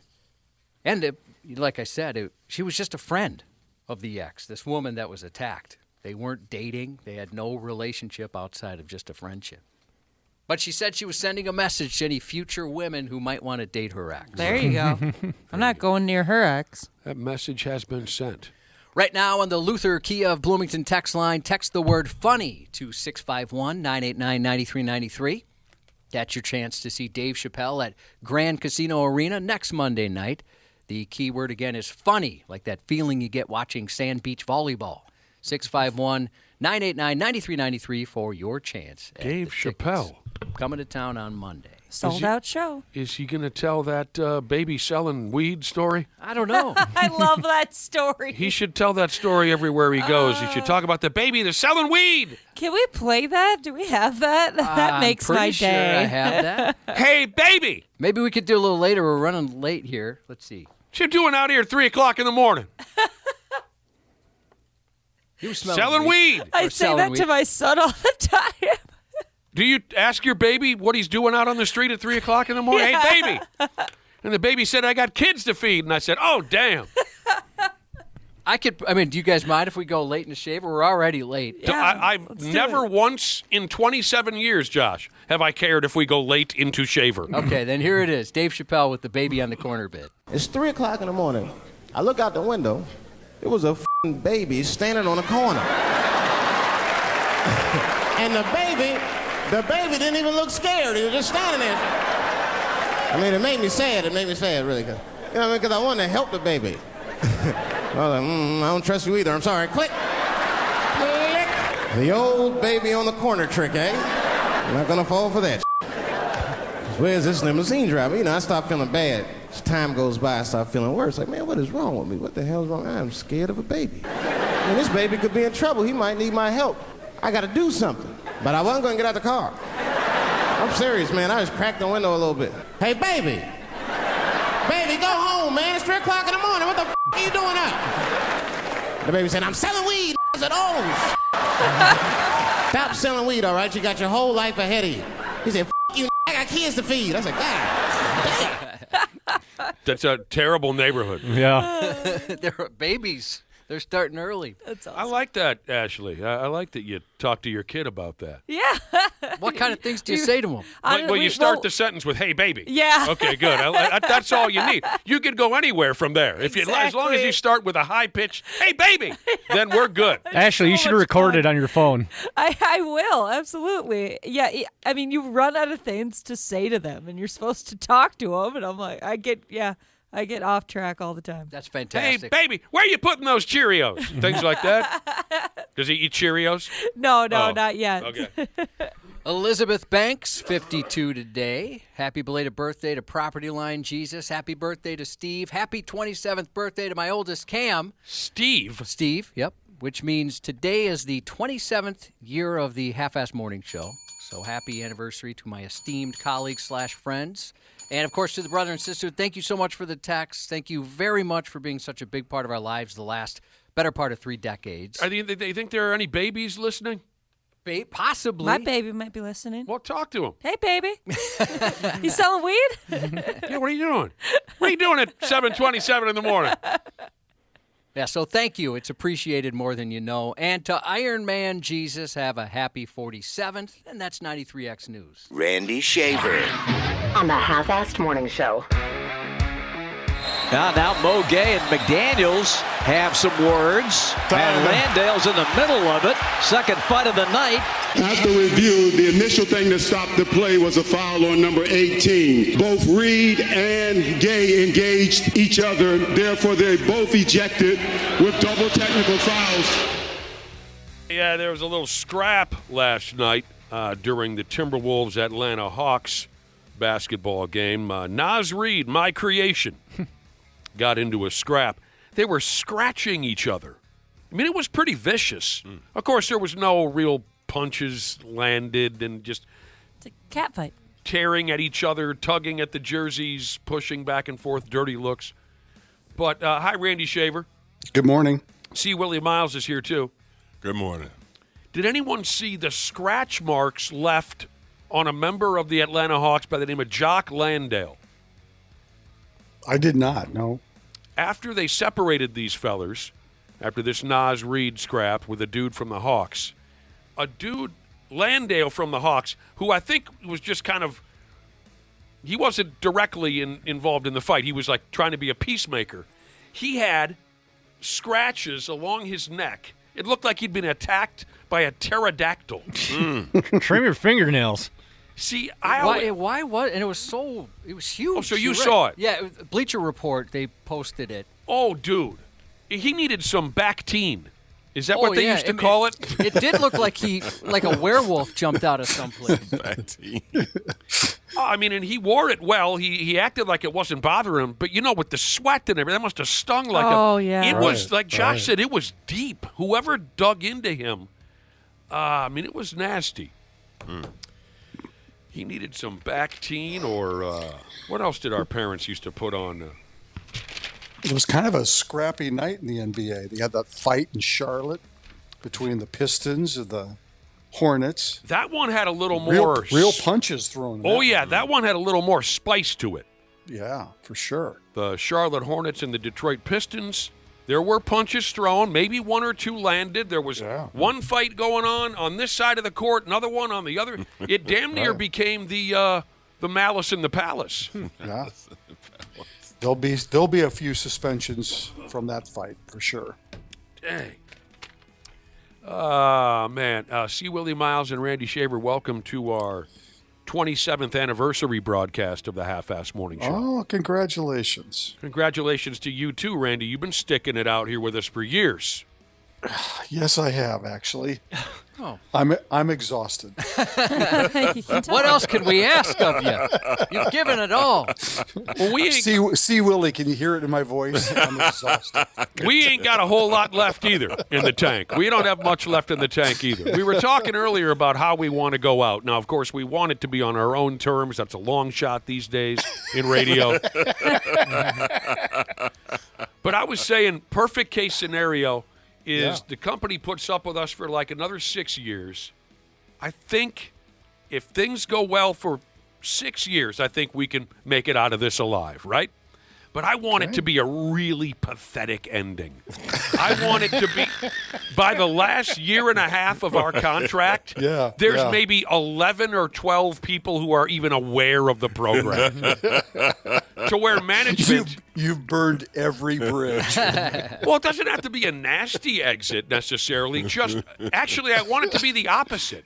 I want this show to become so stale and so neutered, just so boring, that management looks at our pay stubs and says, why are we doing this anymore? And then a bigger boss says, well, it's been 35 years. Just let the guys die out quietly.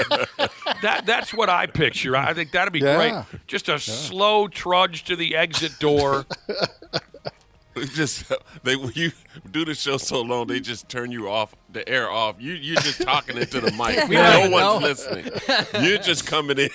Oh, I want our ratings to be just garbage, just absolute. You wouldn't even have a signal. You just be in here. You just hear yourself. When you give a kid a fake phone when they're little. Yeah, exactly. You'll be like the kid from the movie Wet Hot American Summer, where he does a radio show all summer long and nothing's even plugged in. He doesn't even realize it. I do appreciate the nice texts that have been coming in. Thank you and Randy so much. still be calling in. Yeah, exactly. Because I won't know any different. Oh, you'll be dead. I'll be totally senile at that point. Randy, you got to call into your radio show. A lot of folks, I think, dream of a bombastic ending. You know, we win. Corporate radio rules. We win. I want it to be very quiet, to where when we do quit, retire, let's say there's a local newspaper that wants to make a mention of it, right? I want people to look at that article and say, I thought they were done 3-4 years ago. What's that? I'm with you on that. They were on still? I want to be totally unnoticed in the last year and a half. You really actually say they've been off the air for 5 years. I don't think they know. Even your spouses see that article in the newspaper and they're like, you were still doing that? But I want management to keep us around, despite how terrible the last year and a half is going to be. I want them to feel obligated to keep us around because of the years of service and dedication. Just that sad dog that lays in the sunshine in the house and doesn't move all day. Yep. You got to put us in a cold pool. You know, you ever seen those dogs that are so old they've got the arthritis? You got to put them in a cold pool 3 times a day so they can feel anything. That's how I want to be. My God. 27 years already. Wow. Oh, by damn. See, Willi Myles. Yes, sir. How long have you been visiting this program? It's been a few years, man. I want to say 10, 15? At least. It's got to be. Wow. Yeah. I mean, it was shortly after you, without knowing it, an hour ahead of time, opened up for Damon Wayans. That's right. That's right. It was a last-second thing. They give you a call. Oh, my gosh, we're desperate. His opener just canceled. You got to get here. Yeah, man, did I pin them to the wall on that one. That was a big payday. That's what you said. I was like, David Julian, you sound desperate. Yeah, I'll tell you what. And this is a casino calling me? And you you're desperate? You destroyed him. Yeah. I mean, people were leaving when he was That was on. sad, wasn't it? That was sad. Because he came out and he didn't know what to there were people in the front row said they could hear him yelling in the back because he was like, who is in the hell is that out there? And I was like, I had just come off of a college tour and I had no voice when I got home. I pounded some tea and honey and I had just enough. And David said, I need you to do 45 because he only has 45. And I'm like, are you serious? And I'm like, this is Damon Wayans. Yeah. And they go, and he didn't bring an opening act.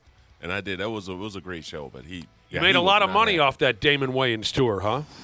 I told the casino, I need this in cash. Oh, hell yeah. Didn't you say... Don't say you ain't got it. Didn't you say, like, you basically pulled into the garage and went on stage? I drove into the casino. That's so sweet. And I walked right. They were introducing me when I was getting out of my vehicle. Yeah, that's nuts. And I was like, help me, God. When I get up on the stage, let me have a voice. And I went as hard as I could for as long as I could. And, that was and I didn't think I really didn't think I would have a voice that long, but the adrenaline kicked in. And you all know, once you get that adrenaline kick in, that was. And he had nothing when he walked up on that stage. I was just like, that was one of the best and worst shows I've ever been. Dude wouldn't even shake my hand. Oh, he man. didn't look at me. Oh, that's too bad. Josh still talks about that night when he saw you open for Damon Wayans. He still says it's one of the best shows he's ever seen from any entertainer. And, and that was 15 years ago, something like that. Yeah, I don't remember. It was a long time ago. It was a long time ago. And I know his problem was I had just come off of a college. I was fresh. So, my rhythm was there, the cadence, everything. So it was like I did like 17 shows in 21 days.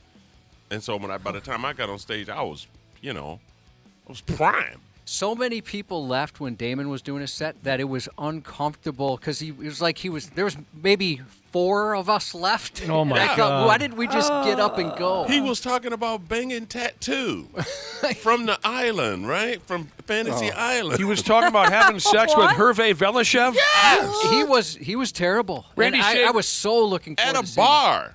He had sex with Hervé Velashev at a bar. He didn't, but that was his joke. Randy Shaver, when's the last time you felt fresh? Or got fresh. 1977. Well, Dana was saying earlier there was some movie, never heard of it. What was it called? Wet Hot American Summer. Where a kid sits down and does some kind of radio show, and he does it all summer, and then he realizes it wasn't plugged in or something like that? So he's kind of narrating the summer of this radio show, and he's just a dorky kid, and then at the very end you see none of this stuff is even plugged in. He didn't know that. I don't think so, no. Speaking of this miserable business, 27 years of this program, and Josh and I have been here for 30 and 32 years overall.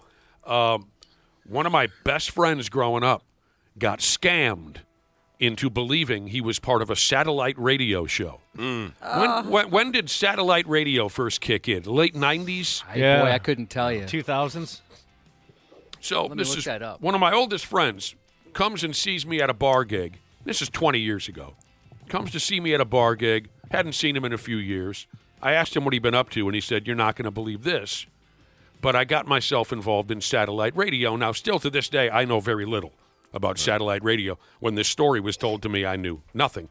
But he said he met some dude, and the dude said, "Hey, you're a funny guy. Would you like to be my on-air partner on my satellite radio show?" And my high school pal said, "Well, yeah." He didn't have anything going in his life. So the scammer did have studio time in a real radio studio here in town. He was a real radio personality in this town for at least a brief period of time. But he also had this, quote, satellite radio show that he was doing on the side. So my high school friend goes to the real studio, sits there with him, and they do these, in air quotes again, shows. Oh, they recorded shows. Right. Okay. Recorded it for, Randy, I don't know how it works. Recorded it to play it back later. There you go. Yeah.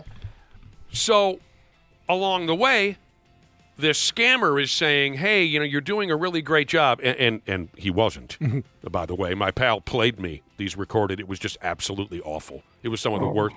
Anyway, but the scammer says, "You're doing really well. I'm your boss, so I'm going to need your social security number in order to get you paid. I'm going to need your checking account number and things like that." They do this for like 6-7 months. Oh my pal never gets a dime. He keeps saying, hey, where's my money? And the scammer's saying, oh, well, this has to. He's totally gullible, totally falls for it. He finds out the guy disappears, the scammer, never got a dime. Dang. And all the while, the scammer stole some money out of his checking account, was able to steal some money from him through knowing his Social Security number. Total identity theft. But the best part of when he first told me the story is he tells me this long, dramatic story. My jaw dropped. I had never, at that point in my life, I'd never heard a story of identity theft. Wow. But when he got done telling me the story, he says, because this is the kind of guy he was, he says, I got to admit, it's a pretty awesome scam. Got him. Yeah. Just like, well played, sir. My bad. By the way, back to see Willie and his terrific career. My wife and I are very excited to be coming to your show Saturday night. Oh, looking forward to having you guys there. Because it's going to be great. We've never seen you live. Yep. And we've been bros for how long? I'm ashamed of myself. It's been this. But I'm very excited for the show. And yeah, I mean, are you at Crooners? Right. That's See probably, Willie? Yep, Okay, cool. Yep, that's my home here in Minneapolis. Cool. Where I'll be doing all my public shows. From I'm guessing there are no tickets available. You sold it out. It's sold out. People were thanks texting earlier to saying they couldn't get tickets. Yeah, thanks to the great listeners here at 93X. I would imagine half my audience will be from the brother and sisterhood. I already got a couple texts, because I mentioned this earlier. I already got a couple texts from people saying they bought their tickets. Yeah. Listeners, or you're probably going to have my wife and I butted up against a trash can by the. had to squeeze you in like I had to squeeze Shaver in. I know it was a late ass. Shaver had to sit next to my family. Oh, there's always a couple of seats next to my family for last minute tickets. They were clapping and cheering before he even walked out on stage. Right. Got to bring your audience, man. Yeah, Things go south. Smart. Here's a guy that I've always liked. Referee Rob Page, local living legend, you know. Absolutely. Yep. Long-time local wrestling referee Rob Page texted in to say, 27 years. He says, happy anniversary from one Twin Cities legend to another. Love it. Screech, we used to holler at him. Oh, I can see that. Years ago when Rob was refereeing local wrestling shows, he did look a little bit, not as much as Brad Bunny, but he did look a little bit like Screech from Saved by the Bell. So as soon as he'd walk into the ring, we'd be in the cheap seats. Don't F it up, Screech! You punk! You ugly bastard! Well, for at least one night, Randy Shaver, the Timberwolves understood. Timberwolves. They understood that to win a ball game, you got to give your best effort. Yeah. They played a lights-out first half where they led the Atlanta Hawks 81 points. 25. Wow. They led at halftime by 25. 81 points at the half. I think that's a record for the Wolves. Yeah. Second half wasn't quite as thorough, but it looks like the fellers have at least temporarily woken up. Well, we've seen this movie before, though, too. So it's too bad it's just one game. I wish it was more than one game, but we'll see what happens from here on out. I know it's a short week. I believe they have one more game left before the All-Star break. So. Tomorrow night, the Portland Trailblazers come to town. And they're playing well. The Trailblazers are surprisingly good, so that'll be a decent matchup. But, I mean, the Wolves were active on both ends of the floor. They were moving. They were cutting. They were sharing the bat. You know, it's not that hard. That's what's so friggin' frustrating. These guys know the right way to play, and it's not that hard. I totally agree. It's just it's the motivation factor. How motivated are you going to be to play hard the entire time? You just got to be – what's that old song? You got to be active. What's the old song? Move, bitch. Get out the way. Get out the way, bitch. Move. That should be the Wolves' – that should be the Wolves' motto for the rest of the season. Move, bitch. That's all you got to do on both ends of the floor. Just move. Well, you know, the thing that I can tell you, and from my experience as an assistant coach when I was at St. Cloud State, is that when your first team ain't doing it, we never hesitated to pull the trigger. Or sometimes you get that 5 out there, they just ain't getting it done. You have to. That's what you have a bench for. Oh, I've often. And a lot of it, I don't care what prima donna. I don't care if you're not busting your butt. I'm pulling you out of there. You know, unfortunately, the Wolves only have about 3 guys that can come off the. But I totally hear you. You know how many times I've watched the Wolves and said, just pull the starters, get them out of there. Butch Raymond never hesitated the whole time I coached with him, and he would pull. But anyway, we had 3 guys who you never had to worry about, and one was Reggie Perkins. This kid, Barry Waller. These guys they never got tired. Matter of fact, we had to make them sit down. Yeah, you know what I mean. But we had a couple of guys that played sometimes, and then we started lagging. You know, but other than that, most of the guys that played, our starting 5 was awesome. We never had to pull the bench. But if we needed to motivate somebody. That is the most famous line from Bobby Knight. The greatest motivator for a basketball player is the bench. Bench, absolutely. It's the greatest motivator. It is. You just got to move, bitch. That's all the Wolves got to do this season. Let me know when you're ready to play. They get so stagnant at times. Move the ball, move yourself, move somebody out the way. 7 Wolves scored in double figures. Julius Randle messed around and got a triple-double. C.J. McCollum had 38 points for the Hawks. That dude shot the ball like he was still alive, man. I know. He shot the ball like he was 20 years old. I do love watching C.J. McCollum. He's a Josh, you know who I'm talking about? C.J. McCollum? I've seen. I mean, I don't watch the amount of games that you do, so I couldn't tell you how good he is. He's been picked on for this for years, although I think he fully embraces it. You should look him up. He looks exactly like Stefan, the cooler alter ego to Steve Urkel. He does 100%. Yeah. I'm with you on that. Nickeil Alexander-Walker, former Timberwolves, his return to the Twin Cities playing for the Hawks. They played a nice tribute video for him. I miss watching that kid play for the great awesome. Dude, great player.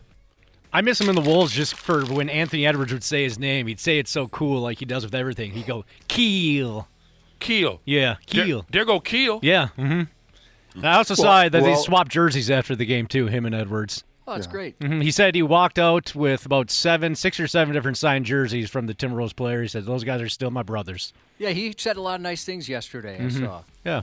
Saw a great video last year where some tiny little 4-year-old kid got access to the Timberwolves locker room, right, after a game. And Anthony Edwards was the little kid's guide. And the kid's name was Luca. And Anthony Edwards brings this tiny little kid over to Rudy Gobert and says, okay, Luca, this is Rudy. And the kid, of course, is silent. And Rudy says, what is your name? And Edwards answers for him. Edwards says, this is Luca. And Gobert says this, Luca. And that was the end of their interaction. Yeah.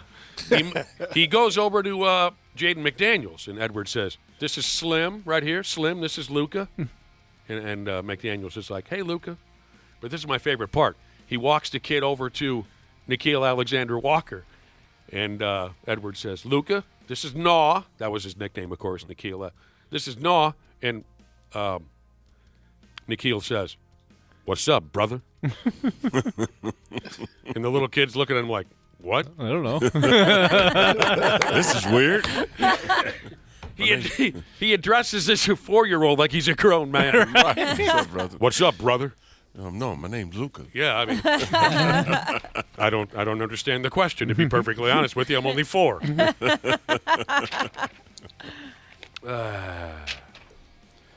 I forgot to bring this one up yesterday. Duke and North Carolina. One of the top rivalries in all the sports. Their college basketball clubs played over the weekend at North Carolina's home arena.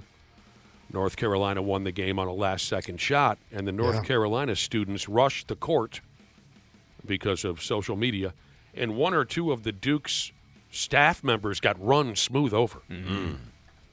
Like assistant coaches, trainers type of characters. Yeah. Expendables. They got knocked on their asses. I watched that game. It was a little scary when they rushed that court because Duke didn't have a chance. They were trying to have a line, a shaking hands in a line, and it just never materialized because the fans were so aggressive.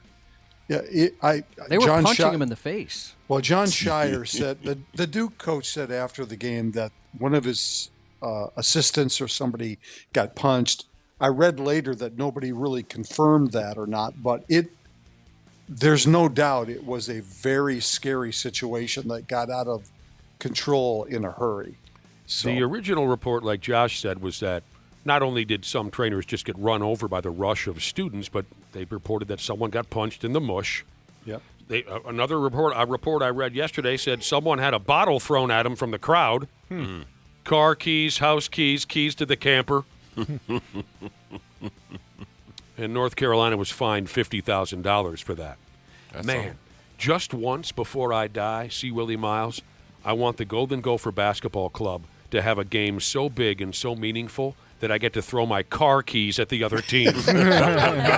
Go Gophers, Big Ten Network! From the stands. I just want to throw all my car keys at the other ball club. I mean, I got a great track record for that kind of thing. I hit the late Badger Bob Johnson with a tennis ball from the last row of seats at Met Center after the Penguins beat the North Stars in Game 6 of the 91 Stanley Cup Finals. I hit Bob Johnson right between the shoulder blades with a tennis ball. Nice. At the Twins' 1987 World Series parade in downtown Minneapolis, I hit Randy Shaver's news partner live on television. Yeah, As Randy's Diana broadcasting Pierce. live. You hit Diana Pierce? I hit Diana Pierce with a roll of toilet come paper. over there and beat the lip. That is my girlfriend. I wasn't throwing at Diana Pierce. She's a national treasure. She Well, at least is. a local one. Just love her. I was aiming for Shaver. This is all I a know. true story. You tried. My buddies and I went down. And the funny thing is, I saw it coming, and I pulled Diana in front of me. Yeah. Operation Human Shield. That's what you here for, Diana. Downtown, just a riot. Sportscaster. It was a riot that what day. a day. And What we're a hanging day. from street lights and whatnot, and I see Carol Evans set up. Randy Shaver and his partner Diana Pierce are doing a live, and someone handed me a roll of toilet paper, and I said, "Is that Randy Shaver?" And someone said, "Yeah." And I said, "I hate that guy." And I threw it. I missed him and hit Diana Pierce. All of this is true. Oh, no. Yeah. Can I tell you a quick story about Diana Pierce? Of course. So when I came to college, shortly after when I started watching the news, she was the first news anchor woman that I had started watching. I just fell in love with her. I thought she was I loved the way she talked and the way she looked at the camera. She smiled. She was just a really pretty lady. When I started doing comedy, the first time, I've never been nervous to do anything. You know what I mean? I never, until I got interviewed by her on an afternoon show. Oh, yeah? That I had to sit with her and Pat, what's his name, Randy? Pat Evans. Pat Evans. So when they were doing that the afternoon. great Pat Evans. They interviewed me, and when she came up and gave me a hug, and I probably think I held on too long, and it made it just a little bit uncomfortable. You're a big fan. I never came back from that, because when you started interviewing me, I was in my armpit. I've never sweat on. I've been interviewed a gazillion times. So what was it about it? You just respected her so much? Yes. Yeah. Because that's who I liked. I never watched no other news other than you guys were WTCN, I think, at that time. Yeah. Right? And that was the only time in my career that I've ever been nervous to be interviewed, and where I tried so hard not to look at her so hard. I was paying more attention to Pat Evans, and then we took a picture, and that's one of my favorite pictures of her and I. I'd like to see that. She asked if I could get a photo. She said, "Can we take a photo?" And I'm like, "You want a photo with me?" You had to stop yourself from staring. And then I ran into her again after that at an event that I was speaking at, and she was a keynote speaker. And I told her that story. I can see that. I mean, the way she carries herself and everything. Oh, she was just a legend at that time. Totally really, agree. And It says here, no new medals for the U.S. Olympic team, but there's some mixed curling team that should be gathering a bronze or something. What's it say here? The mixed curling team is going for gold today at 11 o'clock. 11 a.m.? Oh, they're going for the gold medal. Yep. Gosh, I that think the draws women's me hockey- in every time. The women's hockey team plays Canada this afternoon, too. Oh, here we go. That'll be big. Friggin' Canadians. How you doing, mate? I get tired of that. Pancakes by the Lake, Jesus texted in earlier. And he said he watched the women's luge yesterday. Sliding down an icy hill really fast. He says, I'd like to see them navigate trees and oncoming traffic. Oncoming traffic. Spice it up a little bit. He said that's what we did growing up on the west side of St. Paul. Oh, sure. They would sit like the skeleton folks do, right? Head first. Right. On their bellies, head first. They would go get on their little, the old school sleds with the steel runners. Oh, I remember. And they would go down a hill, Summers in West St. Paul, and, you had to dodge trees and cars. Oh, yeah. So he thinks him and his bros deserve a medal for that. Those things were deadly just on their own, despite what they were doing. Did you guys ever get in sleds and get pulled behind your buddies' cars? Oh yeah. No. Never? I'm surprised, Ashley. Honestly, I know this would probably surprise you guys, but like when there was dangerous things like that that would come up, I would be the person that would like veto it and talk people out of it. That does surprise me. Yeah, I'm like, I don't want. I was so afraid. I don't think anybody looks forward to dying, but when I was younger, I was like terrified that I was going to die all the time. Every friend group has one like you, Ashley, and I think like people like you are responsible for saving multiple lives over the years by talking people out of doing something really stupid. Yeah, I'd like to say that. Yep, the trampoline, jumping off the deck onto the trampoline. I couldn't get behind that, and then my friends did it anyway, and one girl broke her wrist, and I was like, yup. Always listen to Mother Ashley. My mother jumping off the roof into the pool. That was a big one. Too. Right. Oh yeah, we used to do that. I was never a big. I was never the first guy for all this madness, but I should have been dead at 21 years old. Being towed behind a snowmobile on a kneeboard, going about 75 miles per hour, no snow on the ice. And I tipped over and rang my head off the ice. I should have been dead. My wife and I watch Ridiculousness. I love that. It's always on at every hotel any time of day. I would always be laying in bed sometime. We watch it before we go to bed at night just to watch something funny. And I look at my wife all the time. I was like, what is wrong with you people? Because you guys are always doing like the weirdest. It's like, it's always, I was like, there are no black people on Ridiculousness. Every single, I mean, you just don't. I mean, jumping out of, like, and it's always like getting hit in the balls. It's always like. For some reason, see Willi Myles, young white kids want to prove something. Yep. Why are y'all trying to leave this earth so soon? What is going on? Here's a listener, Josh. They'd get pulled behind a vehicle on a turned-over hood of a 49 Ford pickup. Oh, man. That is one of the coolest things I've ever heard. At St. Cloud State, a buddy had a four-wheeler, and we would attach a tow rope and an inner tube, like a skiing tube, and we'd go around town with that, show up at parties. It was fun. He had a four-wheeler up at St. Cloud State? Yeah. That's so dangerous. It's so cool. His parents let him. That's awesome. I've seen a couple pretty bad injuries, but the worst is we used to bridge jump into rivers. Oh, And one guy, and usually you wanted to be the first one, at least we did, and it was tradition like the last day of school you'd go do it. And so everybody wanted to be the first. And usually you'd have one guy spot the other side to make sure nobody was coming through. We didn't this year. Oh, no. And a buddy of mine went right through a canoe. This poor couple. Oh, wow. Were coming, and I won't describe the injuries because Randy's on the phone. Yeah. Oh, my God. Really bad. But he went right through that thing. The couple was fine, but he was not. He was out for the summer. Imagine them out having a nice date on the water. Next thing you know, there's blood everywhere. Oh, yeah. It was gross. Oh. Very gross. That's kind of cool. I mean, I think I know why we did all those things. I think I know why. Explain.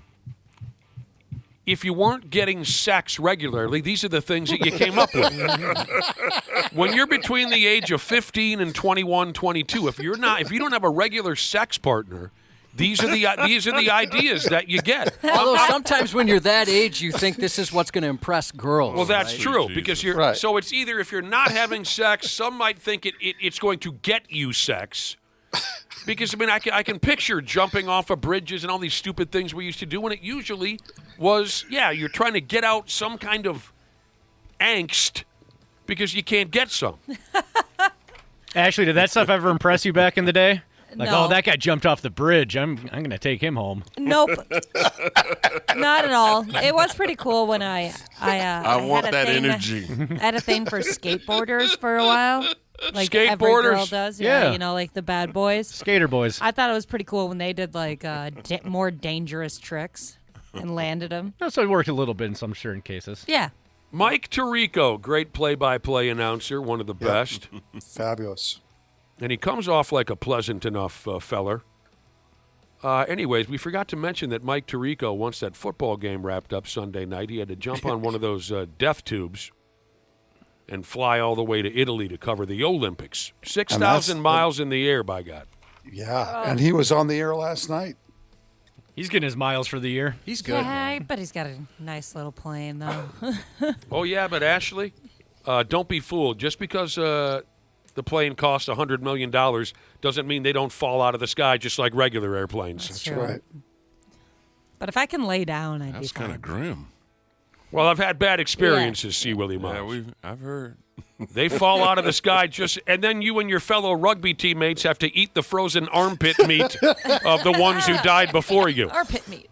If you've seen the movie that they just released, I was talking about it a couple weeks ago. It's called Society of the Snow. The true story of the 1972 Uruguayan rugby team that crashed in the Andes Mountain. Your favorite story. Oh, I love that story, and that movie is so awesome. Okay, so 10-plus hours in the air, Mike Tirico, after he covered that football game. You like to travel, see, Willie. What's the longest you've been on a plane? Like, how long was it Kirks and Caicos? What's that called? Turks and Caicos. Turks and Caicos? That's not that long. Australia was the longest. I'll bet. Yeah. It's like 15, 16 hours. Yeah, it's a day. Yeah. Yeah. Jordan Parisi's, day. Zach Parisi's brother, Jordan, we used to have him on a lot. He's moved around so many times. The Wanderer. Right. Yeah, the Wanderer. He went to Australia, and he was saying how crazy long it is. That's when you land, it's like you don't even know what day it is. You lose so much time. Just to go hang out with a bunch of spiders. No, thank you. You think you've seen me drunk before, Josh? You ain't seen nothing. Like if for some reason I was in an airplane for 10 hours on my way to Italy. Yeah, I'll bet. I've seen you pretty drunk. The ghost of John Bonham would look down at me from heaven and be disgusted at how drunk I was. I bet Ireland was pretty rough for you flying Hated over it. there. Hated it. That was like 6-8 hours. Hated it. You're pretty tuned up? Well, that's no. all that is? I would have thought it was longer than that. Well, it was a long time ago. I think from New York City it was maybe 6-7 hours. Well, no, that was where, I drank a little bit, but I was still pretty young. And I had responsibilities as soon as we landed the plane when we got there. But that was the one on the way when we were landing in Ireland. How do you say the name of the town? Ireland. When we were landing in Ireland, that was where we were screaming and for our lives. Gosh, so unlucky. Wow. By the way, back to Olympic competition. I watched The Boys of 80. Dana mentioned he watched it last week and really liked it. The story, the 158,000th story of the 1980 U.S. Olympic hockey team. I watched it over the weekend, and it was even better than the HBO special from 20 years ago. I remember I said this out loud, if this Boys of 80 is better than the HBO special they put together 20 years ago, I'd be impressed. This one is much, much better. Yeah, it was fantastic. It's Absolutely got well done. way more inside information on some of the players and how they were brought up. It's got way more footage that you've never seen before. It's just beautiful. As soon as it was over, I wanted to watch it again. Is it multiple episodes or just one documentary? One like hour 45. And I know they had to cut it for time. They can't tell every single story, but I was kind of disappointed that Jim Craig didn't tell the story about the time he met me at St. Cloud State in 2004. I thought for sure that was going to come up at some point. Maybe they'll have a second feature. Maybe just one dedicated to that day. Yeah. Well, that's really cool. That's really cool, but I'm not trying to be a one-upper. Yeah. I've mentioned this before. But I'm going to one-up you. Well, but it's it's related. I'm not trying to hurt anybody's feelings. You won't hurt my feelings. I've mentioned this before and didn't believe it, but I'm who Jim Craig was looking. I am who Jim Craig was looking for after they won the medal. When he's looking up into the stands and the little gal has to come over and I'm who he was looking for. You know what's funny about that Jim Craig being at St. Cloud State? It was awesome because it was around the time Miracle came out. I think a lot of those guys were taking advantage of being back in the spotlight. So He did a long talk in a Q&A. It was just fantastic. And each year at St. Cloud State, they'd bring two like kind of guest entertainers, speakers type things. And this year they went from Jim Craig to Kevin Smith, a.k.a. Silent Bob. I'm like, wow, we just went from one end to the other there, didn't we? Kevin Smith. He's a big hockey fan, isn't he? Yeah, he is. Or at least he likes to wear. He loves wearing jerseys, yeah. But no, it's just funny. We go from an Olympic hero to the guy who one of his movies with a rubber poop monster in it. Hello. Hey, I like that guy's movies and everything. What's his name again? Kevin Smith. Kevin Smith. I like that guy's movies. I like Jay and Silent Bob. But Josh and I know the one thing that Kevin Smith likes even more than hockey. I think I know where you're going. Speaking uninterrupted. Yep. I love the man, but he's a tough interview. We interviewed him once, and I attempted to cut my own head off with my shoe. I would say he's an easy interview. Well, easy, but because you just say, good morning, Kevin Smith, and then you can Goes run to with the it. coffee Yeah. maker. Yeah, that's a you good go to the point. bathroom. I pulled off my shoe, and I tried to sharpen the heel of the shoe. I had a file in my back pocket because I was going to saw my own head off so the interview would end. Well, the thing that got frustrated when he talks so much the couple of times I've interviewed him is I'm such a fan and I had so many questions. And you ask one question, and then it's kind of like our show. It's like, how did we get from here to, talking about buying used cars in the 70s, Next thing you know, the interview's over because he's got to talk to some people in Milwaukee. Right, exactly. He's a huge filibuster. We were talking hockey, right? Anyone have any ideas as to what they could do to improve the game of hockey, the modern game of hockey? Anybody? They have to play shirtless. See, Willi Myles will be the first one to answer this. You want the shirts to come off? Shorten it to 12 games.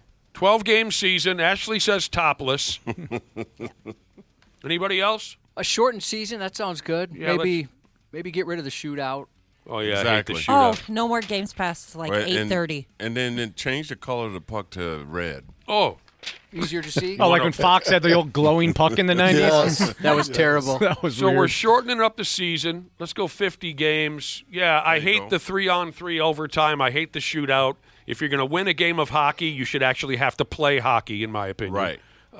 We're taking the shirts off. Can we get the bikini babes back on the Zamboni?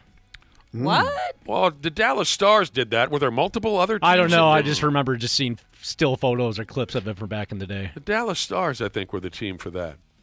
Well, I like watching the shoveling folks, in between in stoppages when they're out there just kind of cleaning the ice off. They should put that on television. It looks like fun. Yeah, it's like synchronized swimming on ice there. They're so talented. They You do. had a So buddy that did satisfying. that, right? Oh, yeah, one of my old beer league hockey teammates was one of the Incredible skaters. shovel crew. He was kind of an ankle burner, really. It is funny if they wipe out. And he got spit on by Olaf Oh, I haven't Kolzig. seen that. Anyway, there is a pattern, sure, the shoveling crew. Just like if you're on the Zamboni, you got to have a pattern. I remember mine like it was yesterday. Somebody threw this into the mix on social media. They got a little more specific. They say, rather than a one-player advantage, what would make for a cooler power play in the NHL? Of course, this is the state of hockey. I don't have to explain to anybody that you get a penalty, you go on the power play. Right. You have a one-man advantage. Oh, God help us if the other team takes another penalty. Jesus, it's 5-on-3 now. You have a two-man advantage. So what's a better idea than that? There was only one answer that really grabbed me. They were kind of boring answers. But this one grabbed me. Josh, I wanted to get your take on this specifically. A cooler version of a power play in the NHL? One player on the team with the man advantage, one player gets to wear a jetpack. That'd be awesome. Yeah. I'd love a jetpack. Have you seen like those water jetpacks? Yes, they look so cool. I heard they're really hard, though. Oh, yeah. I don't know what they're called, but is it a hydro pack? I'm not sure, but those look fun. That sounds right, hydro pack. Maybe mandatory fights would have to break out No, at they'll some never point. do that. Now I'm all bummed out. Aw, no, it's okay. I hate that there's no goons left. I hate the half shields. I'm sorry. I hate nowadays two guys kind of grab each other's jersey and fall down and everyone goes, "Hey, did you see that fight?" And I say, "No." I saw two guys grab each other's jerseys and fall down. I didn't see a fight. Hey, this is great. 5 more feet of Fury. She just said she's a shoveler at the X, and they appreciate our appreciation. Well, yes. Cool. You guys do a great job. Yeah, and you're that's correct. awesome. People are texting in saying, Zach Parise, didn't he spit on a shovel girl, and I think it was a shovel girl. So the look jealous. on his it was a total accident, see, Willie. Right. And the look on his face is awesome because he felt terrible that happened. It was just really bad timing. He's such a nice guy. There's no way he'd ever do that on purpose. Yeah, you don't come back from that, though. Well, it was an accident. It was obviously an accident. Some people in the state might pay money to have Zach Parisi spit on them. I think Ashley's one of them. I know my daughter's Yeah. another. Yeah. Where do you want him to spit? Yeah. Whoa! That's His between choice. me and him. Thank you. Gentleman's choice. I'll tell It's him the privately. gentleman's choice. Yeah, my old bro, I know he listens, Ozzy. Ozzy, my old beer league hockey teammate, he was a rink shoveler there for many years. And he said when he'd skate by the Pigs bench, they would intentionally spray water or spit on you, just because they had a fun little gimmick going there. But he said his fondest memory, most of you probably don't remember, former Washington Capital goaltender Olaf Kolzig, Ole the goalie. He was in the crease there for the Caps, and Ozzy was shoveling out his crease quickly, spinning around the net, tight circles. He's got to get the hell out of there as quickly. And Ole the goalie says to him, you're in Minnesota when even the rink rat can skate. Oh, how about this, Josh, for another power play idea? One player on the ice gets a taser. That's fun. I like that. Designated taser guy. Or what if we do more to embarrass the people in the penalty box? Like they're in the penalty box, and then the Jumbotron, they put like their internet search history up there for them. Just really humiliate them in public. Pictures of some of his uglier girlfriends or something like that. Yep. Josh, this player on the ice that has a taser, he's neutral. Oh, so he just runs around tasing people for the heck of it. Yeah, he can tase a team that's shorthanded. He can tase the power play unit, whatever he wants to do. Awesome. He's neutral. Yoga pants on the players. That would be just ridiculous. Maintenance manager Jesus said, I'm a 30-year-old married man to a woman. I have 3 children, and I would let Zach Parisi spit on me wherever he wants. Wow. Yeah, a man that gets it. Sir, you're not as straight as you think. You know what I saw on television the other day? Ball hockey. And I don't need your cheap jokes. I don't. Ball hockey. It was Played in a basically gym? No, they were playing out of doors. And it looked to be a mostly standard size hockey rink. So it was just like when we played floor hockey in junior high. Oh, I love floor. They kind of look like giant golf balls. Golf ball. Really? Yeah, Googling it right here. Oh. You're looking at a detailed picture of the ball that they use? Yeah. I never saw a close-up picture. But when did this start? And, my God, it looked so fun and so easy. So easy. These were all young kids playing. They were like 20, 21, 22. And I thought, damn, if this would have been around in 1992, I absolutely guarantee you I'd be in the Hall of Fame. Yeah, you'd have went pro. Are they in Looks shoes? like it did start in the 60s. What? But it didn't get popular until it kind of picked up in Toronto until the 80s and 90s, according to Google here. It was on ESPN, and it was just 20, 22-year-old kids running around playing floor hockey. God dang it. It looked like fun. So I'm picturing it just like gym class. Like they're in their tennis shoes, or Yeah. are they like? Yeah. Do they have any extra that's gear awesome. on? Or? Yeah, I think they're wearing helmets because, we can't You let have anyone to, ever get yeah. injured ever again, right? All right. Did they get to use regular sticks? Because when I was in school, they had to have that giant foam padding on the blade. Really? Yeah, it was We so didn't have dumb. that. Yeah. sucks. It was so stupid. You just felt like an idiot out there. They look to be using regular. Standard. But I didn't take it too close of a look. Really? By the time you got to school, they had to be foam on the stick blade Yes. so no one got their teeth knocked out? My school And we just didn't care. They're and the- like, please hurt yourself. And the puck was foam, too. So it didn't travel very far. Holy crap. Yeah, that sucks. Yeah, Yeah, it we was didn't have that now. quite boring. yeah, they were worried about you guys at where'd you go to school? Thomas Lake Elementary. There you go. Wow. Thomas Lake School Supplies. They're worried. Oh, my God. I've been running so late today. I just, it's the sickness that's You know what, brother and infecting sister? my brain. Yes. My mom could not medal in tonsil hockey. Oh. So Why would, rude. it's the 27th anniversary of the show. Why would you say something like my that? gosh. Wow. Yeah, she's removed tonsils. I haven't heard tonsil hockey in a long time. We got to go, Randy Shaver. All right. Thanks, See you brother. tomorrow. Yeah. Happy anniversary. We'll be back with more from C. Willi here in a minute. Half-assed morning show. 93X. Happy New Year, podcast pals. Dana here to give my daily love to everybody at Standard Heating and Air Conditioning. Just a quick brag, I'm a Smart Club member. And yeah, it's a big deal because when the polar vortex hits, your house will let you know real fast. That's why right now is honestly the best time to do comfort upgrades. Standard's running a ton of specials right now. Things like whole home humidifiers to fix that dry winter air, UV lights to help keep the air cleaner, and ERVs that bring in that fresh air without dumping the heat. Trust me, you will notice a difference in a big way. Be cozy this winter. Standard Heating and Air Conditioning, providing the comfort you deserve since 1930. Online at standardheating.com. Years of hard work, and now you've got pain in your back, your shoulders, your knees, maybe your joints. You need help. Randy Shaver here with the answer. Dave Bialke. He's got over 30 years experience in getting workers' compensation benefits for people just like you. Don't suffer. Call Bialke Law today. 763-571-2410 or go to bialkelaw.com. That's BIALKE law.com. And it spells relief for you. Every week on the Stacking Benjamins podcast, we talk personal finance trends. Not paying attention to the headlines is the strategy proven to work. One headline, economists fear global recession. Literally the next headline, stocks hit all-time highs, investors optimistic on the future. They're even doing it to the weather now. 28 million people in the path of this snowstorm. That means 340 million people have got good weather. It's just weather. Layers, people, layers. Stacking Benjamins. Follow and listen on your favorite platform. The Half-Assed Morning Show. Minnesota's 93X. Welcome back to the show. It's a magical day. It's our 27th anniversary show. We didn't plan anything. We don't care that much, but we are pleased to begin our 28th year on the air with our friend C. Willi Myles. Hello, C. Willi, again. Good morning. I mentioned earlier that my wife and I are very much looking forward to seeing your sold-out show this Saturday night at Crooners in Brooklyn Park. Saturday is Valentine's Day. It is, man, and I do Valentine's Day shows annually, but I will only do it if I could do it on Valentine, and I don't care what day that falls on. You realize you just said Valentine. Valentine. Valentine. I saw you. I heard what you said. Exactly. Yeah. Down south.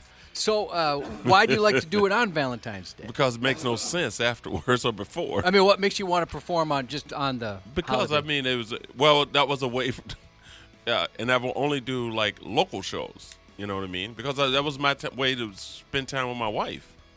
How long have you and your wife been together now? 35 years. God help us all. That's impressive. 35 years. So at your special Valentine's show Saturday night, do you pull couples out of the crowd and light them up and whatnot? No. That's never a part of my routine. What I do is for people who've never been to my shows, like I don't talk about individual people. I talk about people in general. Yeah. And then I'll talk about like relationships, and you will know for a fact if you're part of that relationship program that I'm talking about, because I touch a little bit of everything on everybody. You know, it's about getting involved in a relationship and how it progresses. I'm excited for the show. Yeah. So yeah, it's always a lot of fun. Saturday is Valentine's Day, but beware. Today is Red Tuesday. Oh no. I did not know that. Supposedly the day of the year you're most likely to get dumped on your fat ass by your significant other. Wow. Today is the most common day to get the gas from your husband, wife, girlfriend. Is that right? I didn't know that. I miss a lot of like days. Like, you know what I mean? Like donut day. You know what I mean? Oh, like the stupid, fake, made-up holidays? Right. I Cubby's pretty good. Cubby knows a lot of that stuff. I look them up every day to see if there's anything that would relate to what we're talking about. I know, and people be telling me stuff like we like Red Day. Like then they think it makes sense. Like this is like 3 days before Valentine. This will be the time to dump somebody. Right. If you ain't because if you think they're gonna like, you know, ask you to go steady or try to give you a ring or ask you to go steady. Well, he's been married 35 years. I think it's a little too close. It's too close? Yeah, you got to back it up a week. Too heartbreaking to be dumped so close. It seems The like, week of out, people already have reservations. Right. Or you should. Or If they you- spent the money. Actually, yeah, I'll take this moment to remind the gentlemen in the listening audience or the women, if you don't have a reservation, make one now, today. Oh, you might even be too late. Yeah, you probably are, but there might be some last-minute cancellations or something. Yeah, you can do some at IHOP maybe. Yeah. Oh, hell yeah. IHOP. I wonder if they have like a special, like White Castle, they do something special for it.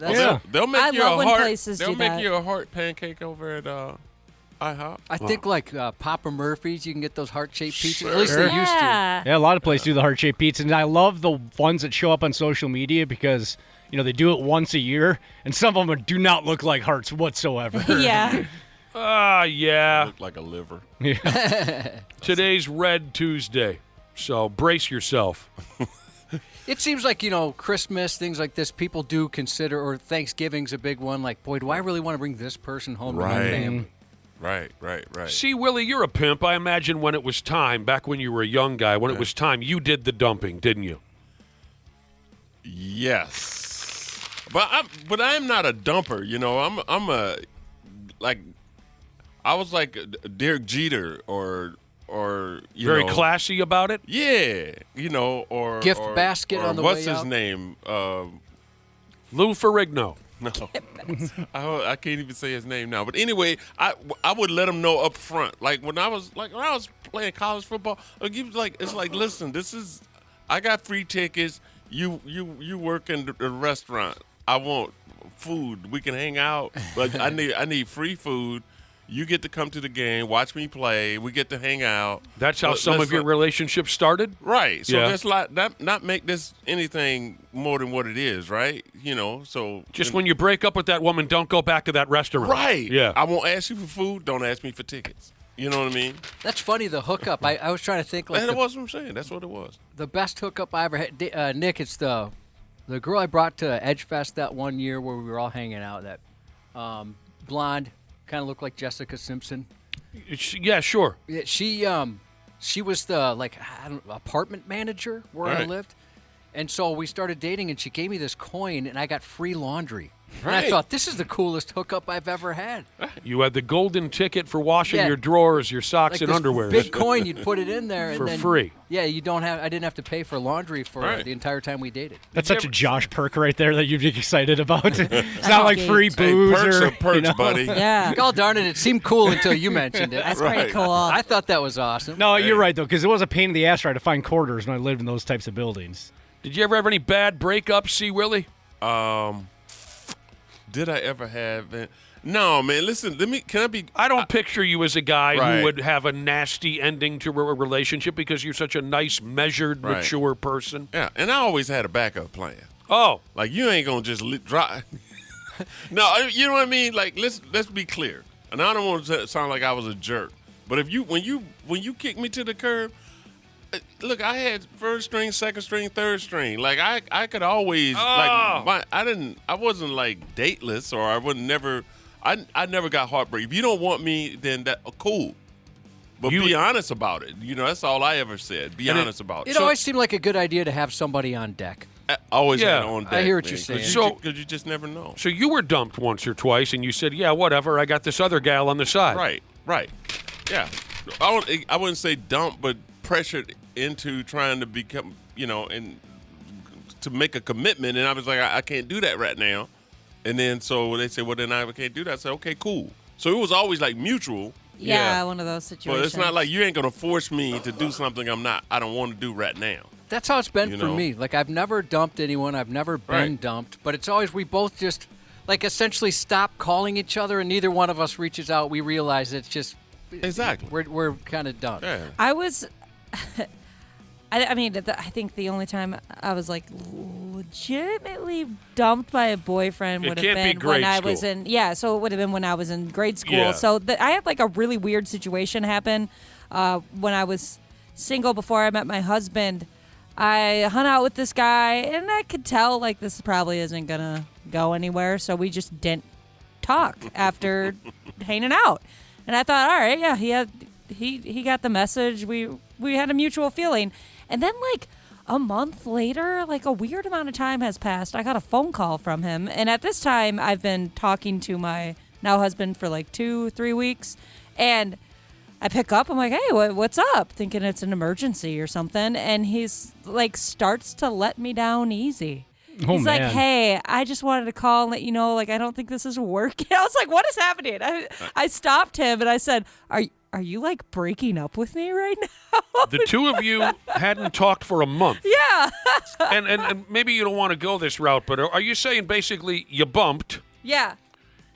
You figured this is going nowhere, and you figured both of you had that idea. Okay, Yeah. we bumped, but Eventually this is gonna moved on. You know? A month goes by, the guy the whole time he thought you were boyfriend girlfriend. I have no idea what he thought, but I was like, no, Like, man. dude, I've moved on. I was like, we haven't talked in so long. That but sounds like an thank you? episode of Seinfeld. I can see George doing that. And then I got off the phone, and then I felt guilty, of course, because I was like giggling because I thought it was a funny situation. And I was like, all right, well. That's really weird.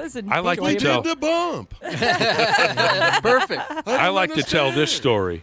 I like to tell this story because it gives people the creeps. But I know a guy who was married for a good, I'd say 15 years or something like that. Maybe even longer. Got a divorce. And it was not a pretty ending. Something like 20 years went by. Whoa. Oh, no.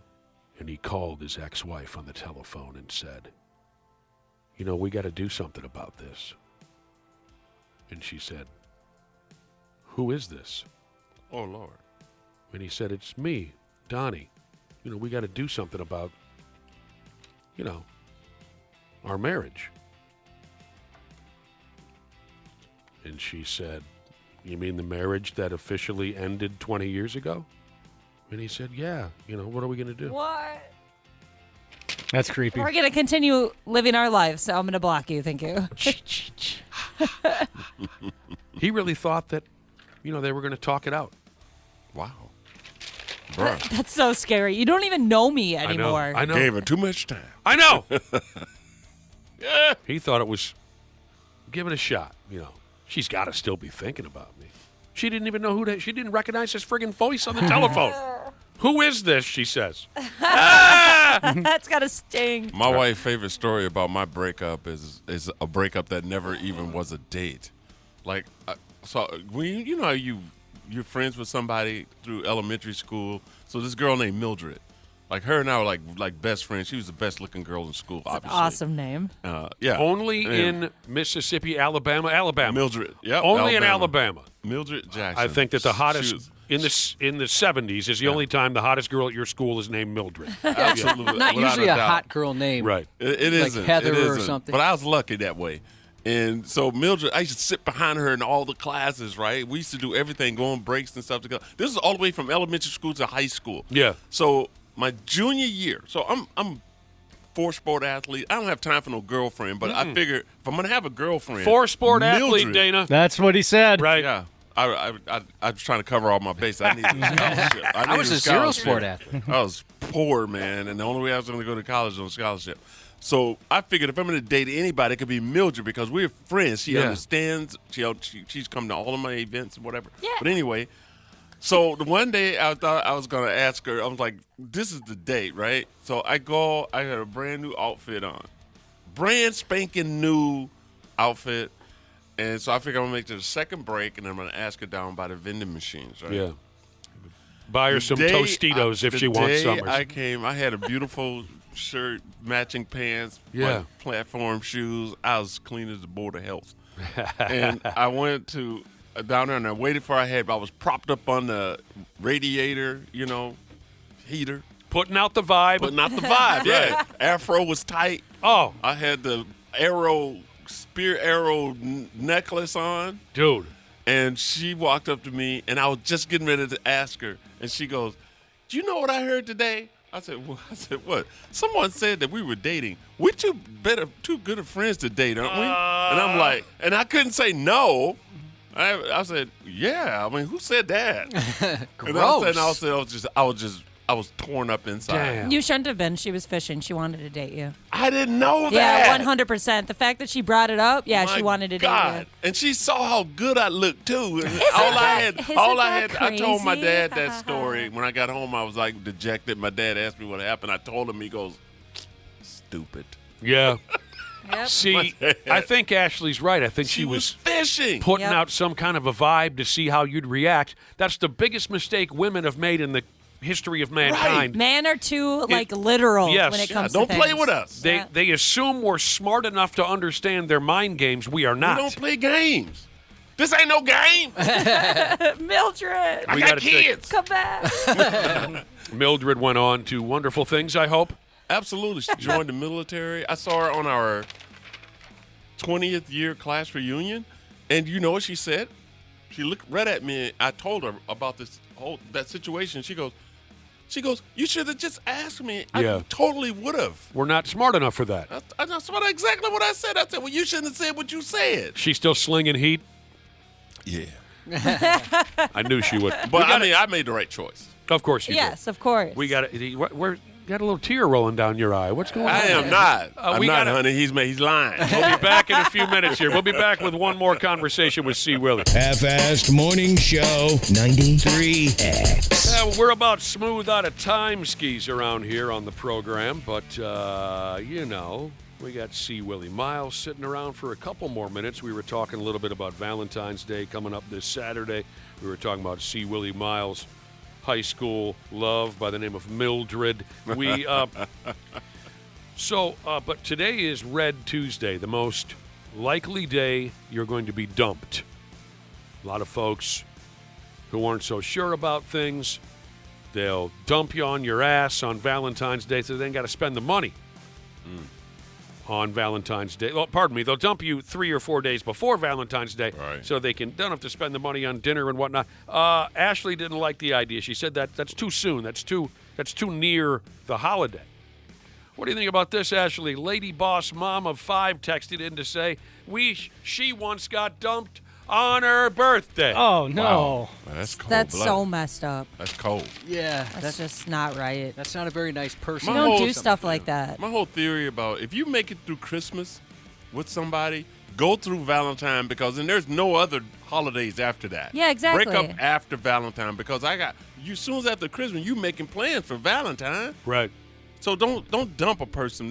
You hang on for that first quarter of the year. Yeah, there's no relationship-based holidays after Valentine. No. Break up on Easter so you don't have to go to church with her. Yeah, there you go. Nobody cares about that. That costs you money. You got to put some in that pot when they put it in front of you. You could say something like, "Remember how Jesus left us on Easter? I'll be back in 3 days. I will be leaving you in that same fashion. A little less dramatic, but I will be leaving you on Easter." You guys ever hang out at the Dave and Buster's? Oh, yeah. I love Dave and Buster's. I've never been there where the Rock'em Sock'em robots has worked. Those giant robots they got there. I got kicked out of a Dave and Buster's once. How'd that happen? What do you got to do? Surprised me for some reason. And I know what you're thinking. It's a bar, late at night. No, this happened at a kid's birthday party at about 1 o'clock on a Saturday.